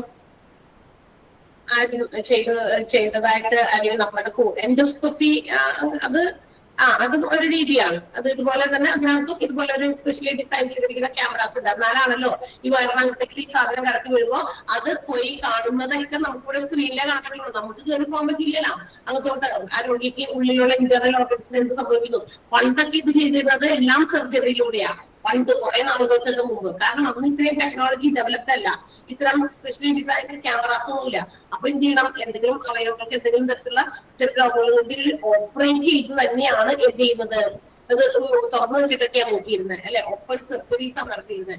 പക്ഷെ നവഡേയ്സ് ഇന്ന് കുറെ അഡ്വാൻസ്ഡ് ആണ് ടെക്നോളജി, അതുകൊണ്ട് തന്നെ ഇന്ന് ഇപ്പൊ ഓപ്പറേറ്റ് ചെയ്ത് തന്നെ നോക്കണം നിർബന്ധമൊന്നുമില്ല, അല്ലെങ്കിൽ അത് വെറുതെ നോക്കി അങ്ങനെ പ്രശ്നമൊന്നും ഇല്ലാന്ന് കണ്ടു അപ്പൊ കുറച്ച് ബുദ്ധിമുട്ടല്ലേ. അപ്പൊ അതിനൊക്കെ ഡിറ്റക്ട് ചെയ്ത് നോക്കിയിട്ട് എന്തെങ്കിലും പ്രശ്നം ഉണ്ടെങ്കിൽ മാത്രം നമുക്ക് സർജറീസിലൊക്കെ പോകേണ്ടി വരുള്ളൂ. അപ്പൊ അതൊക്കെ ഡിറ്റക്ട് ചെയ്യാനുള്ള ഒരു ടെക്നോളജി, അതൊരു റേഡിയോ ഐസോടോപ്സ് അല്ലെങ്കിൽ റേഡിയോ ഫാർമസ്യൂട്ടിക്കൽസ് മെറ്റീരിയൽസ് ആണ് അതിന് ഉപയോഗിക്കുന്ന. റേസ് ആണ് ഈ കടത്തി വിടുന്നത്. ആ പ്രകാശരശ്മി അങ്ങോട്ട് പോകുമ്പോൾ ഇതിനകത്ത് ഫിക്സ് ചെയ്തിരിക്കുന്ന ആ മെറ്റീരിയൽ എക്യുപ്മെന്റിൽ ഫിക്സ് ചെയ്തിരിക്കുന്ന ക്യാമറ എന്ത് ചെയ്യുന്നു? അതങ്ങനെ പോകും. ആ എന്താ പറയാ വഴി കാണിച്ചു കൊടുക്കാൻ ആ ലൈറ്റ് ആ റേസും ഉണ്ടായിരിക്കും. അപ്പൊ അത് കണ്ട് അത് എന്താ പറയാ നമുക്ക് ഇങ്ങനെ എന്താ പറയാ സ്ക്രീനിൽ അതിന്റെ ഇമേജസ് കാണാൻ സാധിക്കും. ആൻഡ് ഇന്ന് ഏറ്റവും കൂടുതൽ അഡ്വാൻസ്ഡ് ആയിട്ട് ഉപയോഗിക്കുന്ന അതുപോലെയുള്ള രണ്ട് പ്രധാനപ്പെട്ട സ്കാൻസ് ആണ് നമ്മൾ ഇനി പറയാൻ പോകുന്ന പേര്. Single photon emission computer tomography എന്ന് പറയുന്ന സ്പെക്ട്രും, അതുപോലെ തന്നെ പൊസിട്രോൺ എമിഷൻ ടോമോഗ്രഫി എന്ന് പറയുന്ന PET എന്ന് പറയുന്ന സ്കാൻ. അതൊക്കെ ഈ പറയുന്ന റേസ് കടത്തിവിട്ടിട്ട് തന്നെ ഇമേജിംഗ് ടെസ്റ്റിലൂടെ നമുക്ക് എന്താ പറയാ ഏറ്റവും ന്യൂക്ലിയർ മെഡിസിൻ കൂടുതൽ ഉപയോഗിച്ച് നമുക്ക് ഡിറ്റക്ട് ചെയ്യാൻ പറ്റുന്ന രോഗങ്ങളും രോഗകാരണങ്ങളൊക്കെ ഡിറ്റക്ട് ചെയ്യാൻ പറ്റുന്ന ഏറ്റവും അഡ്വാൻസ്ഡ് ആയിട്ടുള്ള ന്യൂ ടെക്നോളജി ആണെന്നാണ് പറയുന്നത്. ഏതൊക്കെയാണത്? SPECT and PET. ഇതൊക്കെ സ്കാൻ തന്നെയാണ്. ഓക്കെ, സ്കാനിങ് രീതി തന്നെയാണത്. അപ്പൊ സ്പെക്റ്റും അതുപോലെ തന്നെ പെക്റ്റും രണ്ടിന്റെ ഫുൾ ഫോം വളരെ ഇമ്പോർട്ടന്റ് ആണ്. ഫുൾ ഫോം നമ്മൾ അണ്ടർലൈൻ ചെയ്യണം. സ്പെക്ട് എന്താണ്? സിംഗിൾ ഫോട്ടോൺ എമിഷൻ കമ്പ്യൂട്ടേർഡ് ടോമോഗ്രഫി എന്നും അതുപോലെ തന്നെ പെക്ട് പൊസിട്രോൺ എമിഷൻ ടോമോഗ്രഫി എന്നും. രണ്ടും മറക്കണ്ട. ആ സെന്റൻസ് ഒന്ന് ആദ്യം അണ്ടർലൈൻ ചെയ്യാമോ? Single photon emission computer tomography or SPECT and positron emission tomography or PET scans are the two common modalities, imaging modalities. ഏറ്റവും മോഡൽ ആയിട്ട് എന്താ പറയാ മോഡേൺ ആയിട്ടുള്ള രണ്ട് ന്യൂക്ലിയർ മെഡിസിൻസിന്റെ പേരുകളാണ് പറഞ്ഞേക്കണത്. ക്ലിയർ ആയോ? ക്ലിയർ ആണോ? പറയുന്നില്ല. ഒരു അണ്ടർലൈൻ ചെയ്തോ sentence? Last sentence single photon emission tomography computer tomography എന്ന് പറയുന്നതും അത് രണ്ടും അണ്ടർലൈൻ ചെയ്യണം ആ സെന്റൻസ്. പിന്നെ ഫസ്റ്റ് സെന്റൻസ് അണ്ടർലൈൻ ചെയ്യണം. Nuclear medicine is a branch of medical imaging that uses small amount of radioactive material to diagnose and ascertain the severity or treat of variety diseases. പല രോഗങ്ങളും കണ്ടെത്താൻ വേണ്ടി ഉപയോഗിക്കുന്ന imaging technology ആണ് ഇത്. പിന്നെ അത് കഴിഞ്ഞ് നിങ്ങൾ അണ്ടർലൈൻ ചെയ്യേണ്ടത് അതിന്റെ കൂടെ തന്നെ അത് അവിടെ വരെയല്ല കേട്ടോ, വിതിൻ ദ ബോഡി വരെയല്ല കേട്ടോ. ചില രോഗങ്ങളുടെ പേരുകളൊക്കെ അവിടെ പറഞ്ഞിട്ടുണ്ട്, അപ്പൊ അത് വരെയാണ്. പിന്നെ തൊട്ടടുത്ത sentence nuclear uses radioactive material called radiopharmaceuticals. അതും അണ്ടർലൈൻ ചെയ്യണം. പിന്നെ ചില എക്സാമ്പിൾസ് കൊടുത്തിട്ടുണ്ട്, ചില ഡിസീസസ്, അതും ഇമ്പോർട്ടന്റ് ആണ്, അതും അണ്ടർലൈൻ ചെയ്യണം.